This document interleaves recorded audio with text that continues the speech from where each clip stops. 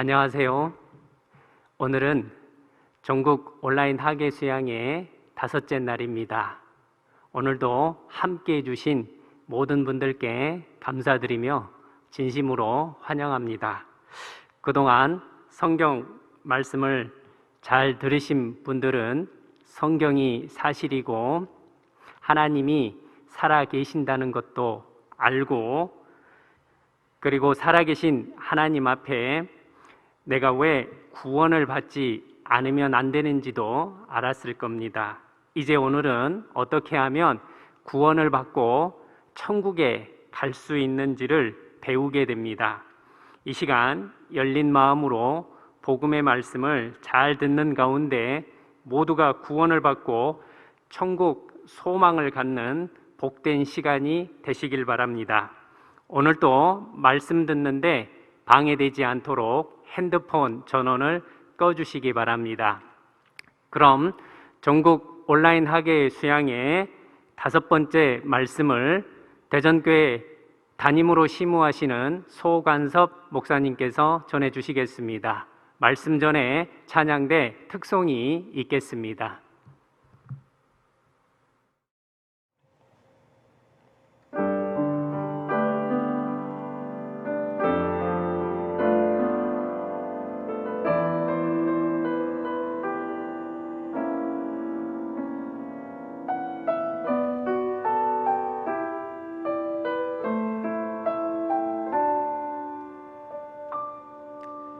주님이 흘린 눈물은 십자가의 무거움이 아니라오.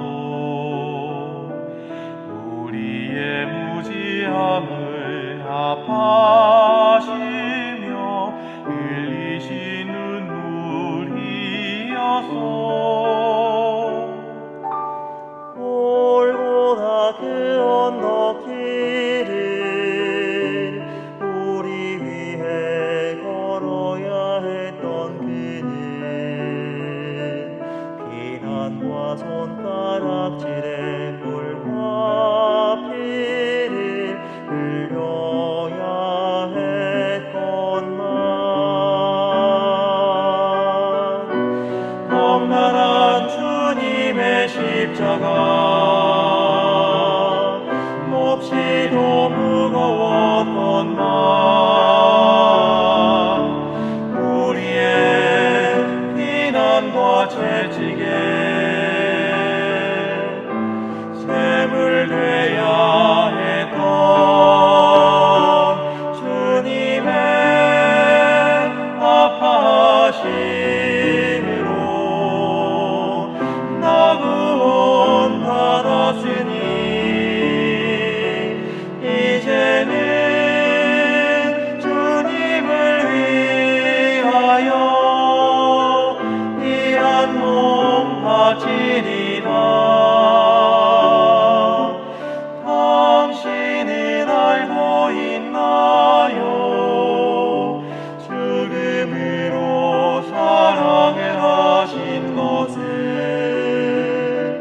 우리 예수님께서 자기 몸 다하여 죄인을 사랑하신 것을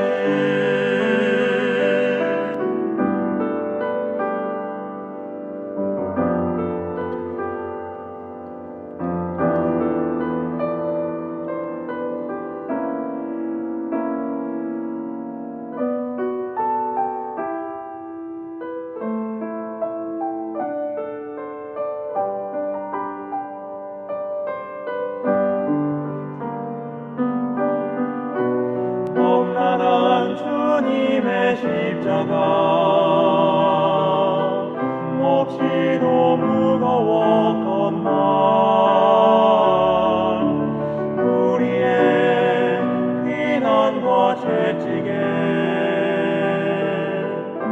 샘을 되어야 했던 주님의 아파하심으로 나 구원 받았으니 이제는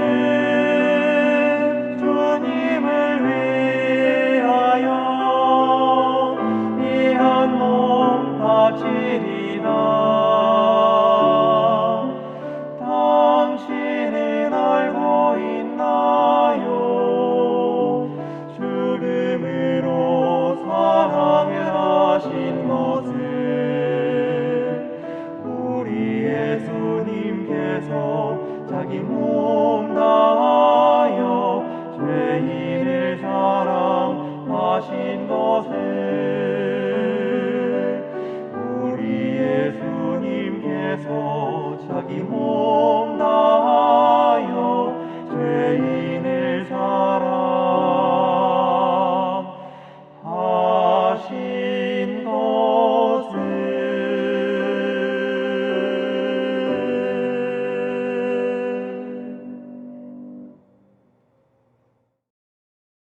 우리를 사랑하시는 거룩하신 하나님 아버지, 오늘도 변함없는 사랑으로 저희들을 말씀 앞에 모아주셔서 감사합니다. 말씀을 듣는 각인의 심령을 성령께서 붙잡아 주셔서 전해지는 하나님의 말씀을 올바로 깨달을 수 있도록 인도해 주시옵소서. 주님이 십자가에 죽으시고 부활하심으로 말미암아 완성하신 귀한 복음을 이 시간 전하고자 합니다. 성령께서 친히 각 사람의 영혼 속에 말씀하시고 깨닫게 하여 주옵소서. 복음의 말씀을 듣는 가운데 죄와 허물로 죽어 있는 영혼들을 살려주시고 하나님 앞에 있는 모든 죄를 깨끗하게 용서받고 영원한 천국의 소망을 갖도록 인도해 주시옵소서. 말씀을 증거하는 사람에게도 성령께서 같이 계셔서 하나님의 복음을 정확하게 증거할 수 있도록 인도해 주시옵소서. 예수님 이름으로 기도드렸습니다. 아멘. 신약성경 디모데전서 2장을 찾겠습니다.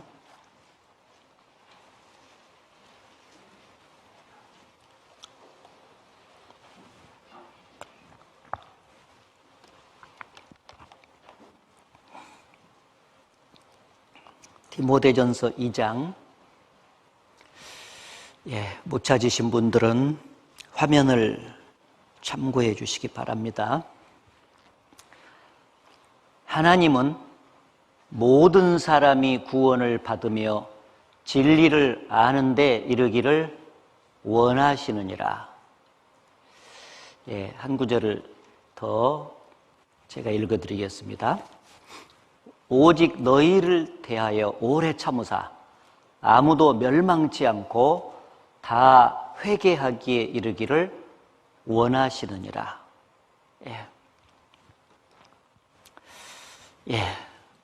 그동안에 성경 말씀을 진지하게 잘 배우시는 가운데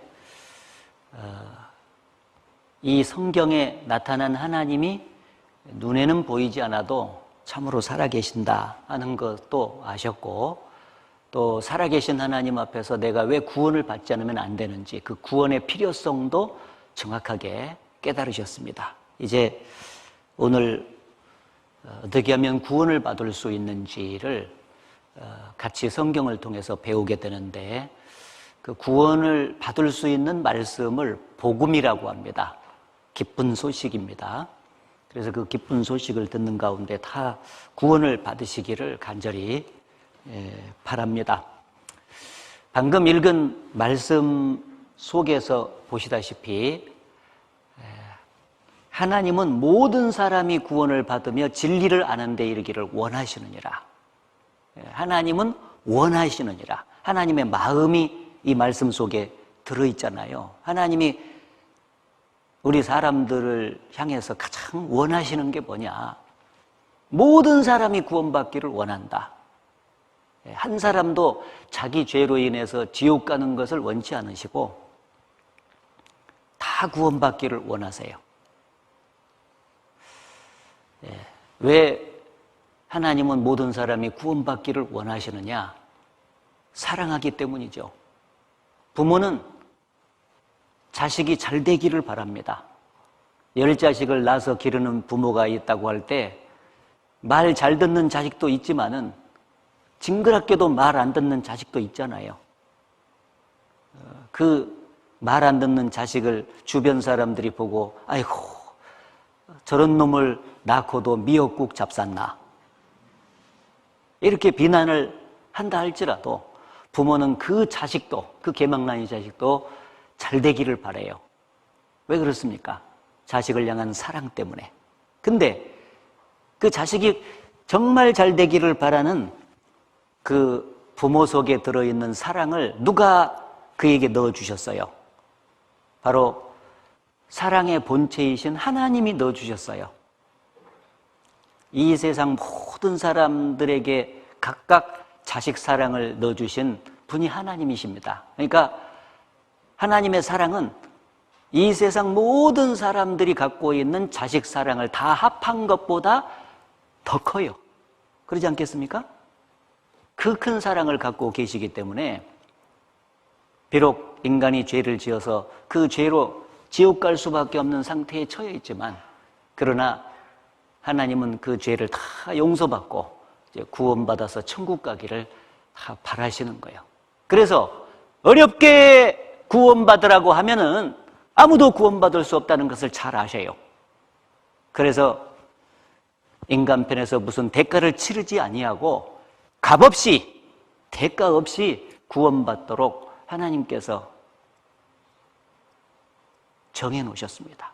그래서 값없이 구원받을 수 있는 진리도 이 성경 속에다가 미리 다 마련을 해 놓으시고, 하루가 천년같이, 천년이 하루같이 이 성경 말씀을 배우는 가운데 다 구원받기를 원하신 것입니다. 하나님이 아무리 원해도 인간편에서 원치 않으면 구원은 못 받아요. 하나님이 구원받기를 원하시는 만큼 인간편에서도 구원받기를 간절히 원해야 돼요. 근데 어떤 마음으로 준비돼야만이 구원받기를 원하게 될까요? 여기 어떤 사람이 구원을 받을 수 있는 준비된 마음이냐?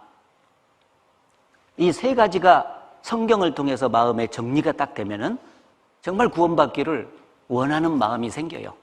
구원받고 싶어 해요. 그래서 이런 마음이 생기도록 그동안에 5일간에 걸쳐서 여러분에게 진지하게 말씀을 전해드렸어요. 첫째는 성경에 하나님이 살아계시고 참 하나님이라는 사실이 믿어진 사람, 믿어져야 된다.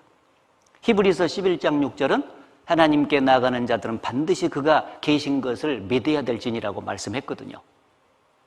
그래서 없는 하나님을 믿을 수 없기 때문에 인간이 구원을 받기 위해서는 구원을 주시는 하나님이 참으로 계시고 그분이 참신이라고 하는 것을 먼저 믿을 수가 있어야 됩니다. 그리고 두 번째는 그 살아계신 하나님 앞에서 성경을 통해서 하나님의 법에 비춰봤을 때 자신이 죄인이며 또 죄 때문에 심판을 받고 지옥 간다는 사실을 참으로 인정하는 사람. 왜? 예수께서 마가복음 2장 17절에 말씀하시기를 내가 의인을 부르러 온 것이 아니라 죄인을 부르러 왔노라 고 말씀하셨기 때문에, 죄인만 건져주기 때문에. 스스로 의롭다고 생각하는 사람들은 절대 구원을 받을 수가 없다. 그리고 마지막으로 준비되어야 되는 것은 평생 지은 그 죄를 깨끗하게 이제 없이함을 받고 죄 없다고 인정을 받아야 천국을 가기 때문에 죄 없는 하나님이 계시는 천국에 가기 위해서는 유일한 것이 죄가 없어야 돼요. 근데 평생 수많은 죄를 지었잖아요. 그래서 그 죄를 없애야 되는데 인간편에서 자신의 행위, 즉 수고와 노력으로 절대 죄를 없앨 수 없다는 사실을 인정하는 사람. 인간은 죄를 지을 수 있지만 죄를 스스로 없앨 수는 없어요. 그래서 잿물과 비누로 많이 쓴다 할지라도 네 죄가 오히려 내 앞에 그저 있다고 말씀을 하셨죠. 인간의 종교와 인간의 선행과 기타 율법을 지키려는 노력이라든지 모든 것으로도 결코 자기가 지은 죄를 털끝만큼도 씻을 수가 없습니다. 그래서 인간편에서 죄 문제를 해결할 수가 없기 때문에 인간을 불쌍히 여기신 사랑의 하나님께서 특별 대책을 마련해서 인간의 죄를 깨끗하게 없애주시고 구원을 해주시는 것입니다. 그것이 복음이에요. 그래서 이런 마음으로 준비된 사람이 오늘 하나님께서 마련하신 그 복음의 메시지를 들을 때 죄를 완전히 청산받고 천국의 소망을 가질 수가 있습니다. 자, 이제 핵심은, 오늘의 핵심은 뭐냐? 여러분이 죄인으로 태어나서 수없이 많은 범죄를 해서 그 죄값으로 죽어서 심판받고 지옥 가기 때문에 죽으면 심판을 받지 않고 지옥 대신에 천국에 가려고 지금 말씀 듣고 있잖아요. 그러니까 평생 지은 죄를 깨끗하게 해결해야 돼요. 죄 문제를. 그래서 성경에 구원을 받기 위해서는 반드시 죄 문제를 해결해야 한다는 말을 세 가지 각도로 말씀을 썼는데 알기 쉽게 어제 여러분의 인생길의 모습을 이렇게 그렸죠. 위태위태한 벼랑 위에 수많은 죄짐을 지고 가는 사람. 죽으면 바로 그냥 죄짐과 함께 떨어지면 지옥이에요. 따라서 지옥에 가지 않고 천국 가려면 이 인생길의 노정에서 평생 지은 죄짐을 다 벗어야 돼요. 죄짐을 다 벗으면 구원을 받고 즉시 천국에 갑니다. 왜? 죄 때문에 지옥 가니까. 유일하게 그 길이죠. 또 다른 말로 누가복음 1장 77절에 주의 백성에게 그 죄의 사함으로 말미암는 구원을 알게 하리니. 여러분 구원 받으려고 앉아 있는데 그 구원을 받기 위해서는 반드시 죄의 사함으로 말미암는 구원이에요. 죄의 사함이라는 것은 죄를 용서받는 걸 말해요. 하나님 앞에 있는 모든 죄를 깨끗하게 오늘 용서를 다 받으면 죄가 없어지지 않습니까? 그러면 천국 갈 수 있죠. 그 길밖에 없다 그 말이에요. 이 세상에서도 아들이 아버지 앞에 무슨 죄를 졌어요. 그러면 아버지한테 죄를 용서받기 전까지는 그 죄가 아버지와 아들 사이를 가로막고 있기 때문에 아들이 아버지 보기가 두렵고 답답하지 않습니까? 아버지께 큰 죄를 지었을수록 잠도 제대로 발 뻗고 못 자요. 그렇죠? 근데 어느 날 아버지 앞에 가서 죄를 깨끗하게 용서를 다 받고 나면은 마음이 너무너무 편해지잖아요. 아휴, 진작 와서 용서 다 받을 걸. 그런 생각이 들잖아요. 죄를 틀림없이 아들이 아버지한테 지었어요. 그러나 아버지로부터 죄를 용서를 받아버리면, 죄 사함을 받으면 죄가 없어지는 거예요. 그래서 아버지와 아들 사이의 관계가 완전히 회복돼서 아름답게 동행을 할 수가 있지 않습니까? 하나님과 인간 사이도 마찬가지예요. 우리가 하나님 앞에 하나님의 율법을 범해서 죄를 하나님 앞에 지었기 때문에 평생 지은 죄를 하나님으로부터 완전히 용서를 받아버린다면 죄가 없어지고 즉시 구원받아서 천국 갈 수 있다는 것입니다. 맞죠? 네, 그래서 죄 사함 받으면 구원받는다. 어떤 사람이 교회는 열심히 다녀서 별별 체험을 다 했다는 거예요. 그런데 물었습니다. 그런데 언젠가 죄 사함 받은 적 있습니까? 하고 물었어요. 근데 죄 사함 받은 적은 없어요. 그 사람 구원 받은 사람일까요? 못 받은 사람일까요? 못 받은 사람입니다. 근데 별별 체험은 못했어도 여러분처럼 이렇게 말씀을 진지하게 잘 듣다가 하나님 앞에서 죄를 다 용서를 받았어. 죄 사함을 받았습니다. 그럼 그 사람 구원 받았을까요? 못 받았을까요? 구원 받았죠. 왜? 성경대로 받아야 돼요. 성경은 죄 사함으로 말미암는 구원이라고 말씀하셨기 때문에 죄 사함 없는 구원은 없습니다. 반드시 죄 문제를 해결하고 구원받게 돼 있어요. 여기 여러분에게 전도했던 먼저 구원받은 사람이 있다면 전부 다 그 문제가 이미 해결된 사람입니다. 세 번째, 그러므로 너희가 회개하고 돌이켜 너희 죄 없이함을 받으라. 이같이 하면 유쾌하게 되는 날이 주 앞으로부터 이를 것이요. 인생길에서 하나님 앞에서 가장 유쾌한 날이 언제냐? 구원받은 날이에요. 세상 사람들은 육신이 이 세상을 살아가면서 뭔가 잘된 날 있겠잖아요. 그날이 유쾌한 날, 기쁜 날이죠. 그러나 그것은 이 세상에서 기쁜 것이지 죽음 건너편까지 가져갈 수 있는 기쁨은 아니에요. 근데 유일하게 죽음 건너편까지 가져갈 수 있는 영원한 기쁨은 하나님 앞에서 회개하고 돌이킨 가운데 죄 없이함을 받는 거예요. 죄는 지었는데 하나님으로부터 깨끗이 죄 없이함을 다 받았어요. 그럼 죄가 없으니까 즉시 천국에 가지 않습니까? 그래서 하나님 앞에서 죄짐을 벗고 하나님 앞에서 죄를 깨끗하게 용서받고 하나님 앞에서 죄를 다 없이함을 받은 사람은 구원받은 사람인데 그 사람이 인생길에서 최고로 행복한 사람 되는 거예요. 왜? 언제 죽어도 천국 간다는 소망이 이제 당당해지거든. 그동안 그렇게 교회당에 나가서 새벽마다 밤마다 가서 빌고 기도하고 눈물 콧물 흘리고 양철통이처럼 그렇게 많이 흘렸지만은 그때는 조금 시원한 것 같은데 다시 답답했는데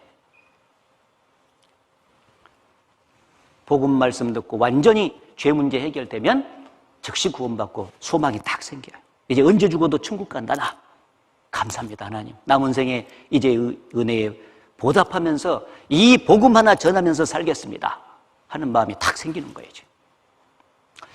자, 이제 그래서 죄 문제를 이제 해결하면 되는데, 이게 이제 같은 의미죠. 죄짐을 벗고 죄 사함 받고 죄 없이 함을 받아야 된다. 해결됩니다.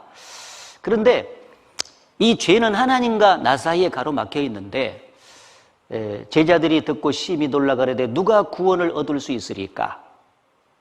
예수님이 부자가 천국 들어가는 것이 낙타가 바늘기로 들어가는 것보다 더 어렵다고 하니까 제자들이 깜짝 놀란 거야. 세상에 낙타가 어떻게 바늘기로 들어갑니까?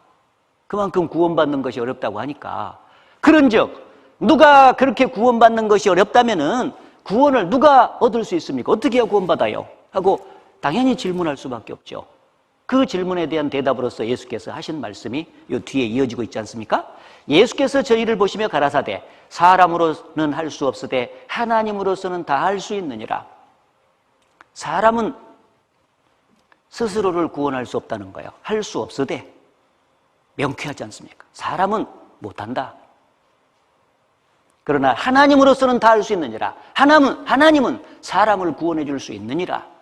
다시 말하면, 그림으로 말하면 하나님과 죄인인 나 사이에 죄가 가로막혀 있는데, 죄 문제를 해결하는 데 있어서 인간 편에서 화살표가 위로 돼 있죠. 이건 밑으로 돼 있고, 인간 편에서는 절대 안 된다.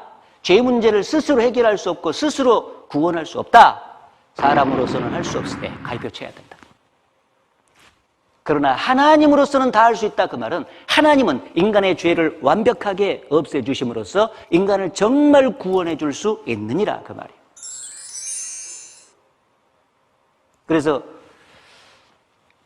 이제 오늘 우리 스스로는 포기해야 되고 안 돼요. 하나님이 나를 어떻게 구원해 주셨을까? 이제 거기에다가 딱 마음의 초점을 맞추고 들어야 돼. 하나님은 이미 내 죄 문제를 특별 대책을 마련해서 다 해결했거든요. 그걸 성경에 기록하고 오늘 그걸 전해드리는 거예요. 그래서 여러분이 말씀을 쭉 듣는 가운데서 이제 하나님의 특별 대책을 쭉 여러분과 연관시켜서 듣다 보면, 내가 해결 못하는 내 모든 죄를 하나님께서 이렇게 다 이미 해결해 주셨구나 라는 걸 깨닫게 될 거예요. 그때 자연스럽게 믿어지고 하나님께 감사가 나오게 될 것입니다. 자, 이제 내 편에서는 죄 문제 해결이 불가능한데 하나님 편에서는 가능하다고 말씀했잖아요. 그럼 하나님이 어떻게 내 죄를 없앴을까? 그것이 굉장히 궁금해지는 거예요, 지금. 자, 하나님이 내 죄를 해결해 주시면 되는데, 하나님이 여러 가지 성품을 갖고 계십니다. 그런데 우리가 구원받기 위해서 알아야 될 성품이 크게 두 가지가 있어요. 하나님은 공의의 하나님인 동시에 사랑의 하나님이세요. 공의의 하나님, 사랑의 하나님, 이 두 가지의 성품을 만족시키면서 하나님이 인간을 구원하는 대책을 마련해 주셔야 돼. 하나님 편에서 마련을 해야 우리가 사니까 말이죠. 공의는 뭐냐? 율법으로 나타나는데 호리만한 죄도 심판하는 그 성품이 공의예요. 법대로 심판. 애수 없다는 말 있죠. 애수 없어. 법대로 심판해. 그게 공의요. 그러니까 법을 어긴 게 죄니까. 죄가 있다면 호리만한 죄도 그냥 넘어갈 수 없다. 그게 심판한다. 그게 하나님의 공의로우신 성품이다. 그 말이에요. 근데 이 반대편에 또 사랑의 성품도 있어요. 사랑은 은혜로 나타나는데 어떠한 죄인도 구원받기를 원하는 게 하나님의 사랑이요. 죄인은 미워하지만 죄인은 사랑하신다. 그 말이에요. 공의로우신 하나님은 죄인은 미워해요. 그러나 죄인 속에 하나님의 형상을 닮은 고귀한 영혼이 있기 때문에 죄인은 어떠한 죄를 많이 지었다 할지라도 정말 구원받기를 원하시는 거예요. 그러니까 이 호리만한 죄도 심판하고 어떠한 죄인도 구원하고 싶어하는 이 공의와 사랑이 동시에 만족된 특별 대책이 나와야 돼. 다시 말하면 죄인은 죄대로 심판해버리고 죄인은 죄인대로 구원하는 특별 대책이라 해야 돼요. 그것은 하나님 편에서 마련할 수밖에 없는데 그게 바로 대속법이라고 하는 것입니다. 대속법이라고 하는 것은 대신 죄값을 갚아주고 구원하는 법이에요. 우리가 죄값을 갚으면 지옥 가니까 우리 대신 하나님 편에서 죄값을 갚아주심으로써 우리를 구원하시는 법이다. 대신 갚았다. 그래서 대속법. 이 대속법을 하나님이 특별법으로 마련을 하셔서 이 대속법으로 말미암아 우리 죄를 없애고 구원을 해 주셨던 것입니다. 2000년 전에 끝났어. 그걸 지금부터 제가 말씀드리는 겁니다. 자, 대속법이라고 하는 것을 알기 쉽게 좀 설명하면은 어떤 집에 아들이 있는데 사업을 하다가 1억 원의 빚이 졌어요. 근데 그 빚을 스스로 갚을 수가 없는 것입니다. 돈이 없어서. 빚쟁이들이 고소를 해가지고 이제 조금 있으면은 아들이 감옥에 들어가게 생겼습니다. 감옥에 가서 이제 형벌을 받을 수밖에 없지 않습니까? 그런데 그 사실을 평시에 아들을 사랑했던 아버지가 아는 거예요. 아버지가 생각해 보니까 세상에 1억 원 빚을 못 갚아가지고 사랑하는 아들이 그 엄동소란의 차가운 깜빵에서 계속해서 형벌을 받으면서 고통받을 걸 생각하니까 너무 마음이 짠한 거예요. 가슴이 아파. 그래서 내가 대신 갚아야 되겠다. 갚아야 되겠다. 없는 살림이지만 내가 갚아야 되겠다. 그런 결정을 하게 돼요. 왜 그런 결정을 했을까요? 사랑하니까. 이유는 묻지 마. 사랑하니까. 그래서 없는 살림을 다 가산을 정리해가지고 나니까 1억 원이 나왔어요. 그래서 그 1억 원을 가지고 빚쟁이를 찾아가서 아들 몰래 대신 딱 갚았습니다. 그리고 영수증까지 받아버렸어요. 자, 그러면은 이제 아들이 진 빚이 있어요, 없어요? 없잖아요. 아들이 감옥에 갈 필요가 없지 않습니까?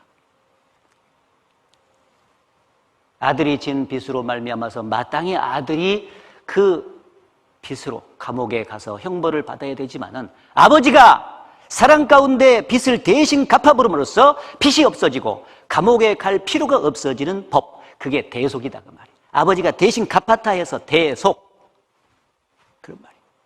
그런데 그게 이제 한 집안의 아버지와 아들 사이의 관계로 그렇게 설명을 했지만 이러한 일이 하나님과 인간 사이에 2000년 전에 벌어졌다 그 말이에요. 인간은 죄를 지을 수 있으나 스스로 죄값을 치를 수가 없습니다. 그래서 죽으면 그대로 지옥에서 영원히 형벌을 받을 수밖에 없었던 거예요. 그런데 그것을 불쌍히 여기신 하나님이 자기 아들을 죄 없는 사람의 모양으로 태어나게 하시고 이 땅에 그 몸에다가 인간이 지은 모든 죄를 대신 짊어지우고 그 대가로 죄에 대한 대가로 피를 쏟아서 그 죄값을 영원히 청산해 주심으로써 죄를 없애서 지옥이라는 영원한 감옥에 가지 않도록 해놨다. 그것이 하나님 편에서 인간을 위해서 마련하신 대속법이다. 이렇게 말씀드릴 수 있습니다. 자, 그래서 이제 우리가 우리 죄값이 치러지고 정말 우리가 지옥에서 천국에 가기 위해서는 하나님 편에서 죄값을 치러주면 돼요. 내 대신. 그런데 그걸 2000년 전에 하셨는데 여기 보면 지옥에 내가 갈 수밖에 없는데 천국에 가기 위해서는 이 대속법을 통과해야 되는데 죄는 반드시 죄 싹슨 사망이기 때문에 죽음으로써 죄값을 갚아야 없어져. 죄가. 그 길 이외에는 없습니다. 그러니까 여러분이 죄가 없어지고 구원이 되기 위해서는 반드시 여러분 대신에 죄 없는 사람이 와가지고 죄값을 확실하게 갚아야 되는 거예요. 대신 죽어서 죽는 일 이외에는 죄값이 안 갚아져요. 근데 많은 사람들이 죽음으로만 죄값이 갚아진다는 사실을 모르기 때문에 죄값을 할인하면서 죄를 없애려고 달라드는 사람들이 많다는 거예요. 어떤 사람들은 선행을 통해서 죄값을 갚으려고 그래. 여러분, 생명하고 선행하고 이게 저울이 맞습니까? 죄는 반드시 생명이 희생되고 죽어야 없어지는 거예요. 그런데 선행 좀 했다고 해서 죄를 없애려고? 죄값이 미달이다 그 말이에요. 어떤 사람은 종교를 귀해가지고 열심히 있는 종교 생활을 통해서 그 죄값을 해결하려고 해요. 미달입니다. 어떤 사람은 교회에 다닌 사람은 율법을 오해해가지고 율법을 막 지켜가지고 해결하려고 해요. 어떤 사람은 새벽마다 밤마다 가서 죄를 계속해서 자백하고 눈물 콧물 흘리면서 그래서 죄값을 갚아서 해결하려고 하죠. 어떤 사람은 교회에 나가서 막 헌금도 많이 하고 교회당도 막 몇 채 짓고 돈을 많이 바쳐서 말이죠. 그리고 봉사생활도 열심히 하고 그렇게 해가지고 죄값을 갚으려고 하지만 죽음이라고 하는 죄값에는 다 미달이 되는 거예요. 안 됩니다. 그래서 인간 스스로 이 죄값을 해결할 수 없기 때문에, 그래서 죄인인 인간의 죄값을 치르기 위한 대책을 하나님 편에서 마련해가지고 이제 죄를 없애 주시는 거예요. 그래서 이미 이 죄값은 사망이기 때문에 죽어야 죄가 사해지기 때문에 구약 성경 레위기 17장 11절에는 이런 말씀을 기록하고 있습니다. 육체의 생명은 피에 있습니다. 그렇습니다. 이번에 둘째 날 육체의 생명은 간에 있는 것도 아니고 뇌에 있는 것도 아니고 허파에 있는 것도 아니다. 심장에 있는 것도 아니다. 오직 피에 생명이 있다 하는 걸 증거했죠. 저 혼자만 말하고 있는 건 아니죠. 예. 육체의 생명은 피에 있습니다. 그래서 내가 이 피를 너희에게 주어 단에 뿌려 너희의 생명을 위하여 속하게 하였나니 생명이 피에 있으므로 피가 죄를 속하느니라. 생명 이퀄 피. 피가 쏟아지면 사람은 죽어요. 생명은 피에 있어요. 그래서 피가 죄를 속한다 그 말은 피가 흘려짐으로써, 그리고 이제 죽음으로써 말이죠, 죄값을 갚고 구원한다는 뜻입니다. 반드시 피로 죄값이 갚아져요. 이 내용이 신약 성경에도 동일하게 기록이 되어 있습니다. 율법을 조차 거의 모든 물건이 피로써 정결케 되나니 피 흘림이 없은즉 사함이 없느니라. 여러분, 죄 사함을 받고 구원을 받으려고 하면 반드시 여러분 대신에 피를 흘리고 죽는 사람이 있어야 돼. 그것도 죄 없는 사람이 말이죠. 피 흘림이 없은즉 죄 사함이 없다. 반드시 피를 흘리고 죽어야 여러분 죄가 사해지는 거예요. 그래서 이런 원리에 의해서 말이죠, 구약시대 때 이스라엘 백성은 하나님의 선민이었지 않습니까? 하나님을 증거하기 위해서 선택한 민족이었어요. 그런데 이스라엘 민족을 선택한 또 다른 목적이 하나 있었어요. 세상 모든 사람들에게 인간이 죄를 지었을 때 그 죄를 어떻게 용서받는가, 그걸 보여주는 샘플 민족으로도 택한 거예요. 그래서 이스라엘 백성은 무려 1500년 가까이 그 역사 속에서, 구약시대 때 말이죠, 계속해서 이 피로써 죄사함을 받는 일을 했어요. 그래서 이스라엘 백성들이 죄를 지면은 당시는 이제 모형이고 그림자로서 줬기 때문에 진짜가 아니고요, 양이나 염소나 송아지 비둘기를, 사람이 죄를 지면은 그 죄값을 짐승이 치르도록 하나님께서 말씀을 하신 거예요. 제일 많이 죽은 게, 대속사역에서 죽은 게 양이었습니다. 양을 많이 잡아서 죽였어요. 그래서 이스라엘 사람이 죄를 짓게 되면 스스로 죄짐을 못 벗고 해결을 못하기 때문에 깨끗한 양 한 마리를 가져와요. 무슨 흠이 있는 양은 안 돼요. 그래서 이건 뭘 가르치냐면은 죄인의 죄값을 해결하기 위해서 대속제물이 되려면은 깨끗한 죄 없는 사람이 죽어야 된다. 그걸 보여주는 거예요. 그래서 이 깨끗한 양 한 마리에 안수를 하면은 이 죄가 이쪽으로 옮아갑니다. 그러면서 이스라엘 사람의 죄가 없어지고 대신 양이 죄를 짊어져서 시커매져요. 보세요. 이렇게. 원래는 이렇게 됐었지 않았습니까? 그런데 이스라엘 사람의 죄를 이렇게 짊어지우고 양이 시커멓게 변하고, 그리고 이스라엘 사람은 죄를 벗었기 때문에 깨끗해져요. 죄가 없어야 천국 가니까. 그래서 이 이스라엘 사람의 죄에 대한 대가를 양이 대신 짊어졌기 때문에 양이 대신 치러야 되는데, 반드시 죄값을 치르는 방법이 아까 말한 대로 피를 흘리고 죽어야 돼. 그래서 푹 찔러서 이렇게 죽여요. 그러면 이 피가 나온 것을 보고 하나님이 이스라엘 사람의 죄값을 갚았다 하고 인정을 그림자적으로 해 주시곤 했었습니다. 그런데 죄를 지을 때마다 짐승 잡기로 말하면 다른 일은 못 하겠죠. 왜냐하면 수시로 죄를 지니까. 그래서 이스라엘 사람은 지난 1년 동안에 지은 죄를 한꺼번에 용서받는 날을 정해줬어요. 7월 10일, 1년에 딱 한 번씩. 그게 대속죄일이라 그래. 대속죄일. 그래서 이스라엘 백성들의 지난 1년 동안 지은 죄를 한꺼번에 세트로 전체로 묶어서 용서받는 날입니다. 예, 그때가 되면은 짐승 두 마리를 그 대표 제사장이 갖고 와가지고요, 한 마리는 이제 대제사장이, 이제 백성들은 밖에 다 있고요, 이게 안수를 따게 해요. 그래서 멀리 광야로 보내요. 이것은 인간의 죄를 대신 짊어지고 가는 그 그리스도의 모습을, 구원자의 모습을 설명합니다. 그리고 한 마리는 푹 찔러서 죽여요. 피가 나오겠지 않습니까? 그 피를 대접에다 받아가지고 그 성막이라고 하는 그 죄를 용서받는 제사 지내는 곳인데 거기 끝부분에 가면 속죄소라고 하는 데가 있어요. 죄가 용서되는 장소, 죄값이 갚아지는 장소라는 뜻이에요. 그래서 거기 가가지고 짐승이 죽어서 흘린 피를 7번을 쫙 뿌립니다. 하나님 아버지, 저와 이스라엘 백성들의 지난 1년 동안 지은 죄를 대신해서 이 죄 없는 짐승이 피를 흘리고 죽었습니다. 이 피를 보시고 지난 1년 동안의 우리의 죄를 용서하여 주시옵소서. 피를 쫙 뿌리면요, 하나님이 속죄소 위에 피가 떨어지는 것을 보고 이스라엘 백성들의 죄를 용서해 주신 거예요. 죄값이 갚아졌다. 이스라엘 백성들이 심판받아야 되는데 대신 심판받았구만, 인정해 준 거예요. 대신 값을 치른 걸 인정해 준 거예요. 그래서 이스라엘 백성들은 해마다 1년에 한 번씩 이런 제사를 지내야 됐던 것입니다. 그런데 이 제사는 그림자 제사야. 진짜 제사가 오기 전까지 그림자로 쭉 보여준 거야. 진짜가 왔을 때 잘 믿으라고, 이해를 잘해서.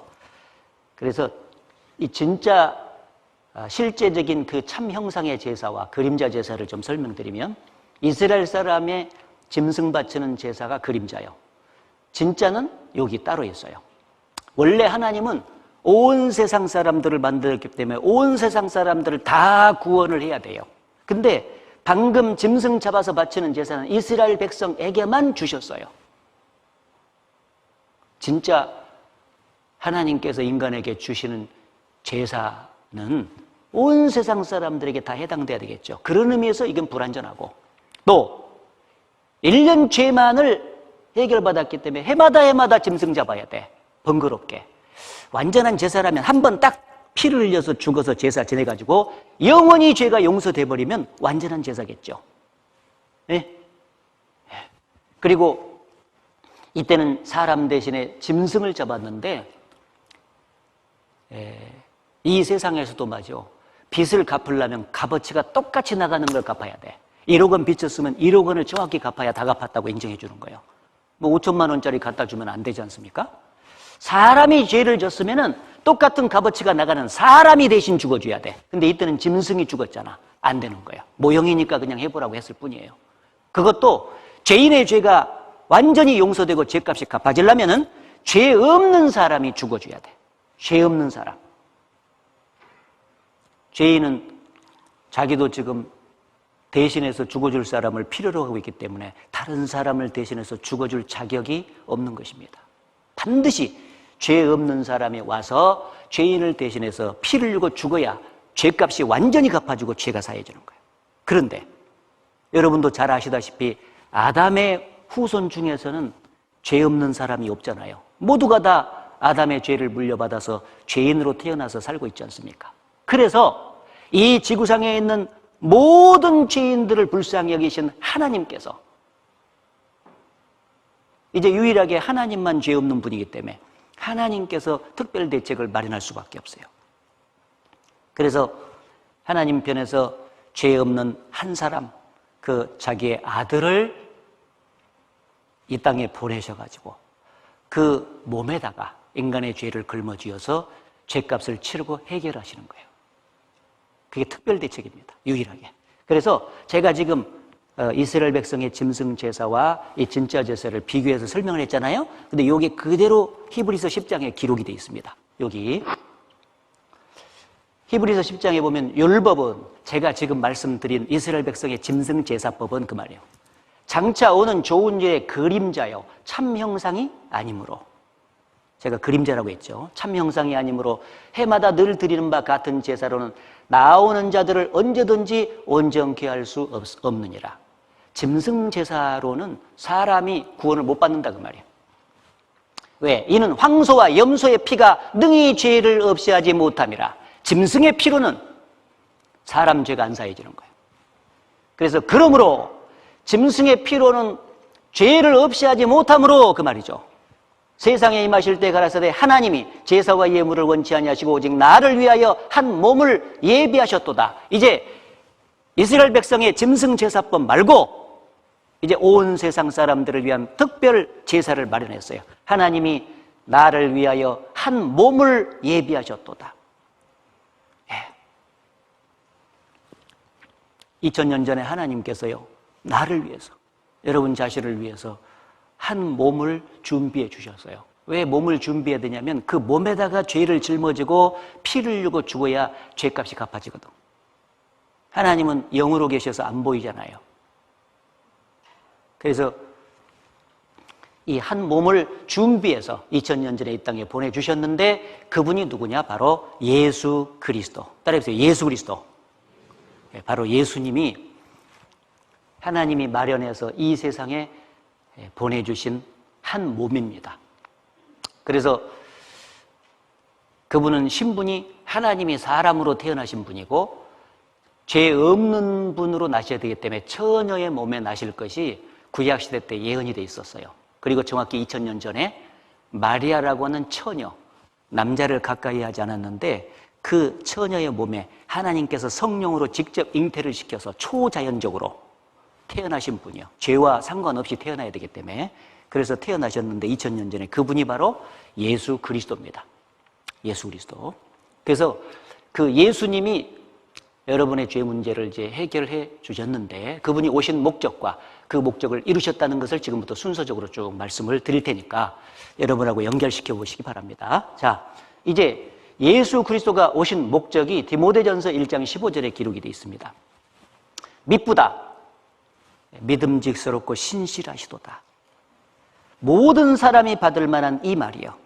그리스도 예수께서 죄인을 구원하시려고 세상에 임하셨다 하였도다. 죄인 중에 내가 괴순이라. 그리스도란 말은 구원자라는 뜻입니다. 구원자. 구원자 예수께서 2000년 전에 이 땅에 틀림없이 오셨는데 역사적인 사건입니다. 근데 그분이 왜 오셨냐? 죄인을 구원하시려고. 가만히 생각해 보세요. 죄인이 누군가? 예. 죄인이 누구죠? 이거 한번 가르쳐 보여요. 죄인이 누굽니까? 말하면 문제되니까 손으로 가르쳐 보세요. 죄인이 누구예요? 아, 맞아요. 어제 살아계신 하나님 앞에서 성경을 통해서 비춰보니까 내가 바로 의인이 아니라 지옥 갈 죄인이었잖아요. 그렇죠? 바로 예수님은 나를 구원하기 위해서 이 세상에 오신 것입니다. 여기 죄인이 바로 내가 죄인이니까 바로 예수님은 나를 구원하기 위해서 세상에 오셨어요. 희소식이죠. 내가 막 물에 빠져서 막 허우적거리면서 도저히 스스로 헤엄쳐서 살아나갈 수가 없어요. 물을 꼴딱꼴딱 먹으면서 막 사람 살려주세요 했는데 아무도 들은 채 많지 않고 말이죠. 안 오면은 이제 소망이 없이 죽을 수밖에 없잖아요. 그런데 사람 살려주세요 하니까 저쪽에서 막 굉장히 에너지가 넘치게 막 헤엄쳐서 온 사람이 있었어요. 쫙쫙 보니까 박태환이요. 그러면 소망이 생겨 안 생겨? 예, 소망이 생기잖아요. 사람 살려달라고 하는데 사람 살리려고 구원하러 오는 박태환이가 있으니까 얼마나 기쁜 거예요. 조금 기다리고 있으면은 박태환이가 와서 건져주면 내가 살지 않습니까? 마찬가지로 여러분은 지금 지옥 문 앞에서 죄의 바다에 빠져가지고 조금 있으면 죽으면 지옥으로 떨어지는 그 운명에서 나를 좀 구원해 주세요 하나님께 요청을 했습니다. 근데 하나님이 듣는 채도 안 해버리면 우리는 그대로 지옥 떨어져서 멸망이에요. 근데 다행인 것은 하나님께서 그 소리를 들으시고 예수 그리스도를 보내주셨어요. 나를 구원하기 위해서 예수 그리스도가 오신 거예요. 우리에게 소망이 있는 거지 않습니까? 자, 이제 내가 구원이 되고 안 되고는 나한테 달린 것이에요? 예수님께 달린 겁니까? 예. 나는 원래부터 소망이 없어요. 내 스스로를 구원할 수 없잖아요. 나를 구원이 되고 내가 구원이 되고 안 되고는 예수님께 달려 있습니다. 박태환이가 막 나를 건지려고 오는 거예요. 그런데 내가 건져지냐 안 건지냐 그 문제는 나한테 달린 게 아니에요. 나는 원래부터 가만히 있으면 죽어 지금. 스스로를 구원 못해. 그래서 박태환이가 나를 건지는 것을 성공하면은 내가 살고 실패하면 나는 죽는 거잖아요. 그와 마찬가지로 예수님이 나를 구원하는 일에 성공하시면은 나는 구원받는 거예요. 근데 실패하시면 나는 구원 못 받아. 근데 다행인 것은 2000년 전에 오신 예수님이 나를 구원하는 일을 확실하게 다 완성하시고 성공을 하신 거예요. 그렇기 때문에 내가 구원을 받는 겁니다. 그래서 어떻게 성공했는가 그거를 우리가 확인하고 그걸 믿음으로 받아들이면 되는 거예요. 이미 다 해놨어요. 이미. 자, 예수님이 죄인인 나를 구원하기 위해서는 내 죄를 없애주시면 돼. 아까 죄를 깨끗이 없애면 구원받는다 했지 않습니까? 그래서 요한일서 3장 5절에는 예수님이 오신 목적을 이렇게 말했죠. 그가 우리 죄를 없이 하려고 나타내신 바 된 것을 너희가 아나니 그에게는 죄가 없느니라. 죄 없는 예수님은 뭐 때문에 오셨냐? 우리 죄를 없이 하려고. 우리 죄를 깨끗이 없어서 구원해 주려고 오신 겁니다. 그러면 이제 여기서 중요한 것은 진짜 우리 죄가 깨끗이 없어지고 우리가 구원이 되려면 예수님이 어떻게 해주시면 되겠습니까? 아까 이스라엘 백성들의 죄를 없앴던 어린 양처럼 똑같이 해주면 됩니다. 그 어린 양이 죄 없는 어린 양이었잖아요. 그 어린 양이 이스라엘 백성들의 죄를 대신 짊어졌고 그 결과 피를 쏟아가지고 죄값을 다 치르고 이스라엘 백성들을 건져줬잖아요. 그처럼 예수님이 한 마리 어린 양처럼 이 세상에 오셔서 우리의 죄를 다 짊어지고 그 대가로 피를 흘리고 죽으시면은 합법적으로 우리 죄가 없어져요. 그리고 우리가 구원이 돼요. 근데 그 일을 십자가에서 이미 완성하신 거예요. 이미.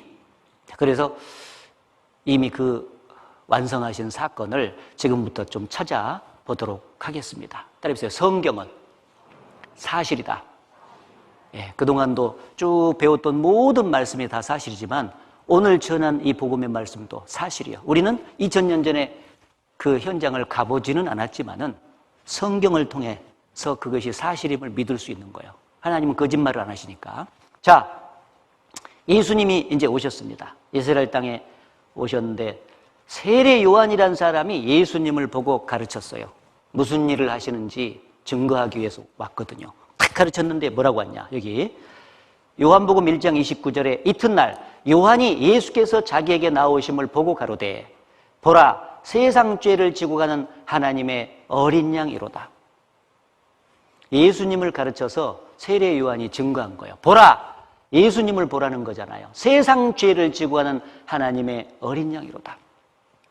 이스라엘 백성들은 그 증거가 무슨 의미인지 얼른 알았어요. 그 옛날 자기 조상들의 죄를 해마다 짊어지고 갔던 그 짐승 기억날 거라뇨. 그처럼 저 예수님은 세상 모든 사람들의 죄를 대신 지신 분이시구나 하는 것을 믿었을 거예요. 우리도 이제 성경을 통해서 믿는 거예요. 2000년 전에 오신 예수님은 세상 죄를 대신 지신 분입니다. 그래서 좀 구체적으로 요한일서에는 저는 예수님은 우리 죄를 위한 화목제물이니 우리만 위할 뿐 아니요 온 세상의 죄를 위하심이라. 예수님이 죄를 짊어졌는데 온 세상 사람들의 죄를 다 짊어졌고 그 중에 또 우리 죄도 짊어졌다. 따라해보세요. 우리. 우리 하면은 이 속에 다 들어있지 않습니까? 우리 죄도 확실하게 짊어졌습니다. 그리고 그 중에 여기 앉아있는 내 죄까지 짊어졌어. 왜? 나도 세상 안에 사니까. 그래서 예수님이 세상 죄를 지셨다고 했을 때 그림으로 좀 이해하기 쉽게 그리면 예수님이라면요 세상 죄를 보따리로 싸서 짊어졌는데 요 아담이 진 죄부터 해서 세상 마지막에 막둥이가 태어나서 죄를 짓고 죽었어요. 이 세상 안에 살고 있는 모든 사람들의 죄를 다 짊어진 것을 세상 죄를 졌다 이렇게 말한 거예요. 그 중에 우리 죄와 내 죄가 들어가요 안 들어가요? 틀림없이 들어가. 왜? 나도 세상 안에 사는 사람이니까. 그래서 이 세상 죄를 실제로 대신 짊어지고 그 죄값을 처리한 자리가 십자가예요. 십자가에서 그 죄 문제를 해결한 거예요. 그래서 십자가에 달리신 예수 그리스도 피를 흘리고 비참하게 이렇게 죽으시는 예수 그리스도는 교회를 안 다니는 사람도 다 한 번씩은 봤어요. 예수님이 십자가에 달리신 모습을 그림으로라든지 영상으로라든지 다 본다고. 그런데 저분이 무슨 죄가 있길래 저렇게 비참하게 피를 흘리고 죽었을까? 그걸 깊이 생각하지는 않았을 거예요. 아마 자기 죄 때문에 죽는가 보다, 이 생각을 했겠죠. 근데 틀림없는 것은 그에게는 죄가 없느니라고 말씀하셨잖아요. 죄 없는 예수님인데 자기 죄 때문에 자기 죄값을 받느라고 이렇게 비참하게 죽으시지는 않았다고 말해요. 누구 때문에 이렇게 죽었을까? 이것을 오늘 아는 것이 중요하잖아요. 누구 때문에 주님 십자가 지셨나요? 누구 때문에 주님 십자가 지셨나요? 누구 때문일까요? 바로 말씀드린 대로 예수님은 세상 죄를 졌습니다. 십자가만 보이지만은 성경의 근거에서 그림을 딱 그려보면 이 십자가 위에 세상 죄가 놓여 있는 거예요. 세상 죄짐. 그 속에 우리 죄짐이 들어가 있습니다. 그리고 이 엄청난 세상 죄 속에 내 죄가 들어가 있다는 사실이에요. 왜냐하면 예수님은 나를 구원하려고 오셨잖아요. 그러면 내 죄를 대신 짊어지고 죄를 벗겨주셔야 되거든. 그래서 내가 평생 지은 죄를 스스로 죄짐을 못 벗습니다. 죄를 짓기는 짓지만은. 근데 예수님께서 불쌍히 여기서 말씀하셨잖아요. 수고하고 무거운 짐진 자들아 다 내게로 오라. 내가 너희를 쉬게 하리라. 수고하고 무거운 짐이라는 것은 무슨 보이는 나무짐을 말하는 게 아니지 않습니까? 인간이 평생 지은 죄짐을 말하죠. 죄짐을 지고서 고난 인생길을 가다가 지옥까지 가는 불쌍한 영혼들의 죄짐을 벗겨서 그 마음속에 진정한 안식과 평강과 소망을 주시기를 원하시고 그걸 약속하신 거예요, 예수님이. 그리고 십자가에서 비로소 그 약속을 지키신 겁니다. 수고하고 무거운 짐진 자들아 다 내게로 오라. 내가 너희를 쉬게 하리라. 약속했기 때문에 자기가 죄짐을 대신, 인간의 죄짐을 벗겨서 대신 안아버린 거예요. 그래서 내 죄도 스스로는 벗을 수 없었지만은 예수께서 오셔서 세상 죄를 질 때 내 죄를 이렇게 벗겨서 자기가 대신 짊어져 주신 거예요. 내 죄를 벗겨서 자기가 가졌기 때문에 내 죄가 없게 됐잖아요. 내 죄가 없어야 구원받고 천국 가니까. 그렇죠? 내 죄를 지시고 내 죄를 지셨네. 그 사랑 내 맘에 기쁨 되니 내 죄를 지셨네. 내 죄를. 그래서 내 평생 지은 모든 죄를 다 벗겨가지고 나를 죄를 없게 하시려고, 죄를 딱 벗는 순간 내 죄가 없고 그 죄를 예수님이 대신 짊어진 거예요. 그래서 세상 죄, 우리 죄, 내 죄까지 다 짊어지신 예수님은 이제 몸소 그 죄에 대한 심판을 대신 받으셔야 돼요. 그래서 무려 6시간 동안 십자가에서 비참하게 고난을 받으셨지 않습니까? 예수님이 십자가에 달리시기 전에 무려 120대 가까이 채찍을 맞으셨잖아요.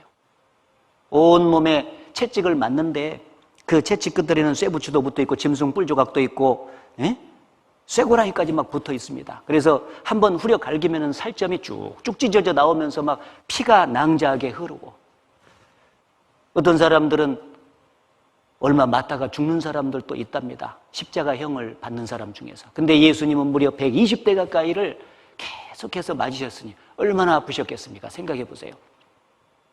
우리가 받아야 될 그 심판을 예수께서 대신 그렇게 받으신 거예요. 머리에는 가시면류관이 박혀서 피가 쏟아졌습니다. 팽자가시보다 훨씬 더 두꺼운 가시인데 팔레스타인에 가보면 그게 있어요.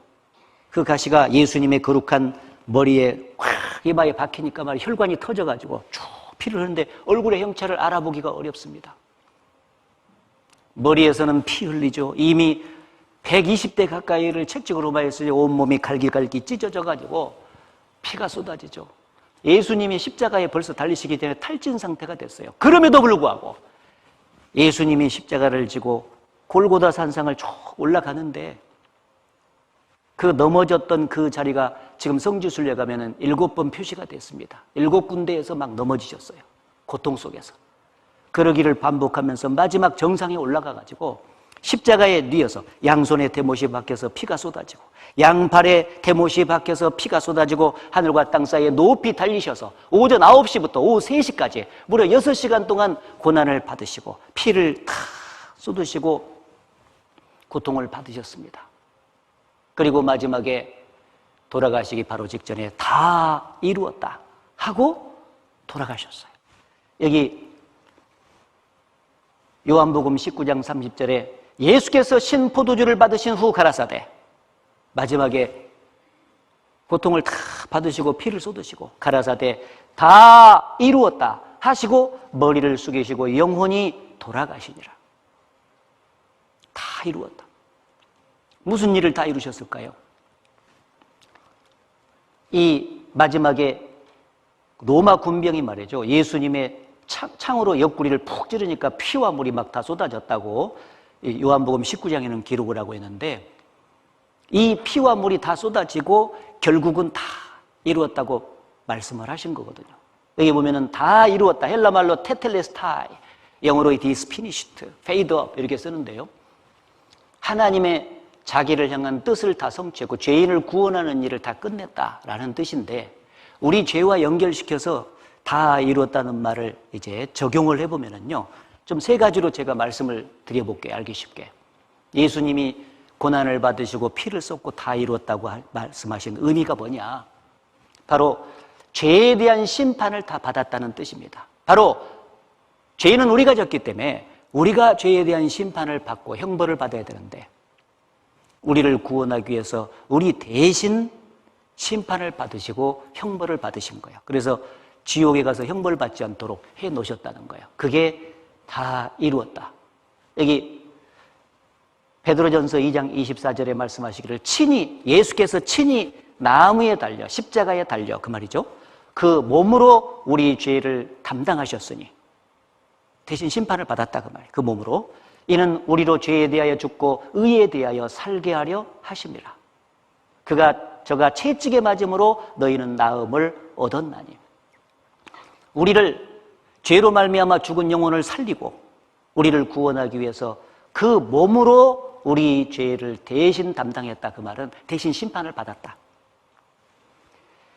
베드로전서 3장 18절에도 그리스도께서도 한 번 죄를 위하여 죽으사 의인으로서 불의한 자를 대신하셨으니 이는 우리를 하나님 앞으로 인도하려 하심이라.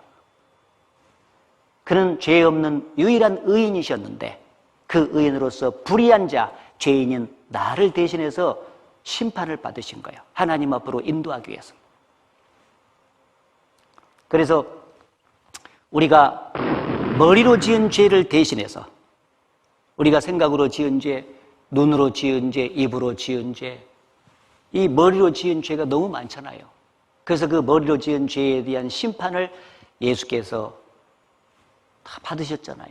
이 머리에 가시면류관이 박히셔서 피를 쏟음으로써, 그리고 우리가 손으로 지은 죄가 너무 많았는데 양손에 대못이 박혀서 피를 쏟으심으로써 우리가 손으로 지은 죄에 대한 심판을 대신 받으신 거예요. 그리고 발로 지은 죄에 대한 심판을 대신 발에 못이 박혀서 대신 받으신 겁니다. 그리고 마음으로 지은 죄가 가장 많으니까 옆구리에 창이 박혀가지고 피를 다 쏟으심으로써 마음으로 지은 죄에 대한 심판도 다 끝났어요. 그것은 우리가 평생 지은 죄에 대한 심판을, 그에 대한 형벌을 지옥에 가서 받지 않도록 미리 예수께서 대신 받아줘 버린 겁니다. 우리는 심판받을 필요가 없어요, 이제. 왜? 예수께서 대신 받았으니까. 그래서 이사야 53장 4, 5절에 보면 그는, 예수님은 실로 우리의 질고를 지고 우리의 슬픔을 당하였거늘, 우리 때문에 그분이 대신 심판받았거늘, 우리는 생각하기를 그는 징벌을 받아서 하나님에게 맞으며 고난을 당한다 하였노라. 이 성경 말씀 앞에서 우리가 배우기 전까지는 예수님이 고통받은 것은 자기 죄 때문에 저럴 것이라고 생각을 했다는 거야. 그런데 오늘 와서 성경을 통해서 확인해 보니까 그분이 심판받은 것은 누구를 대신해서 심판받은 겁니까? 바로 나를 대신해서 심판받았잖아요.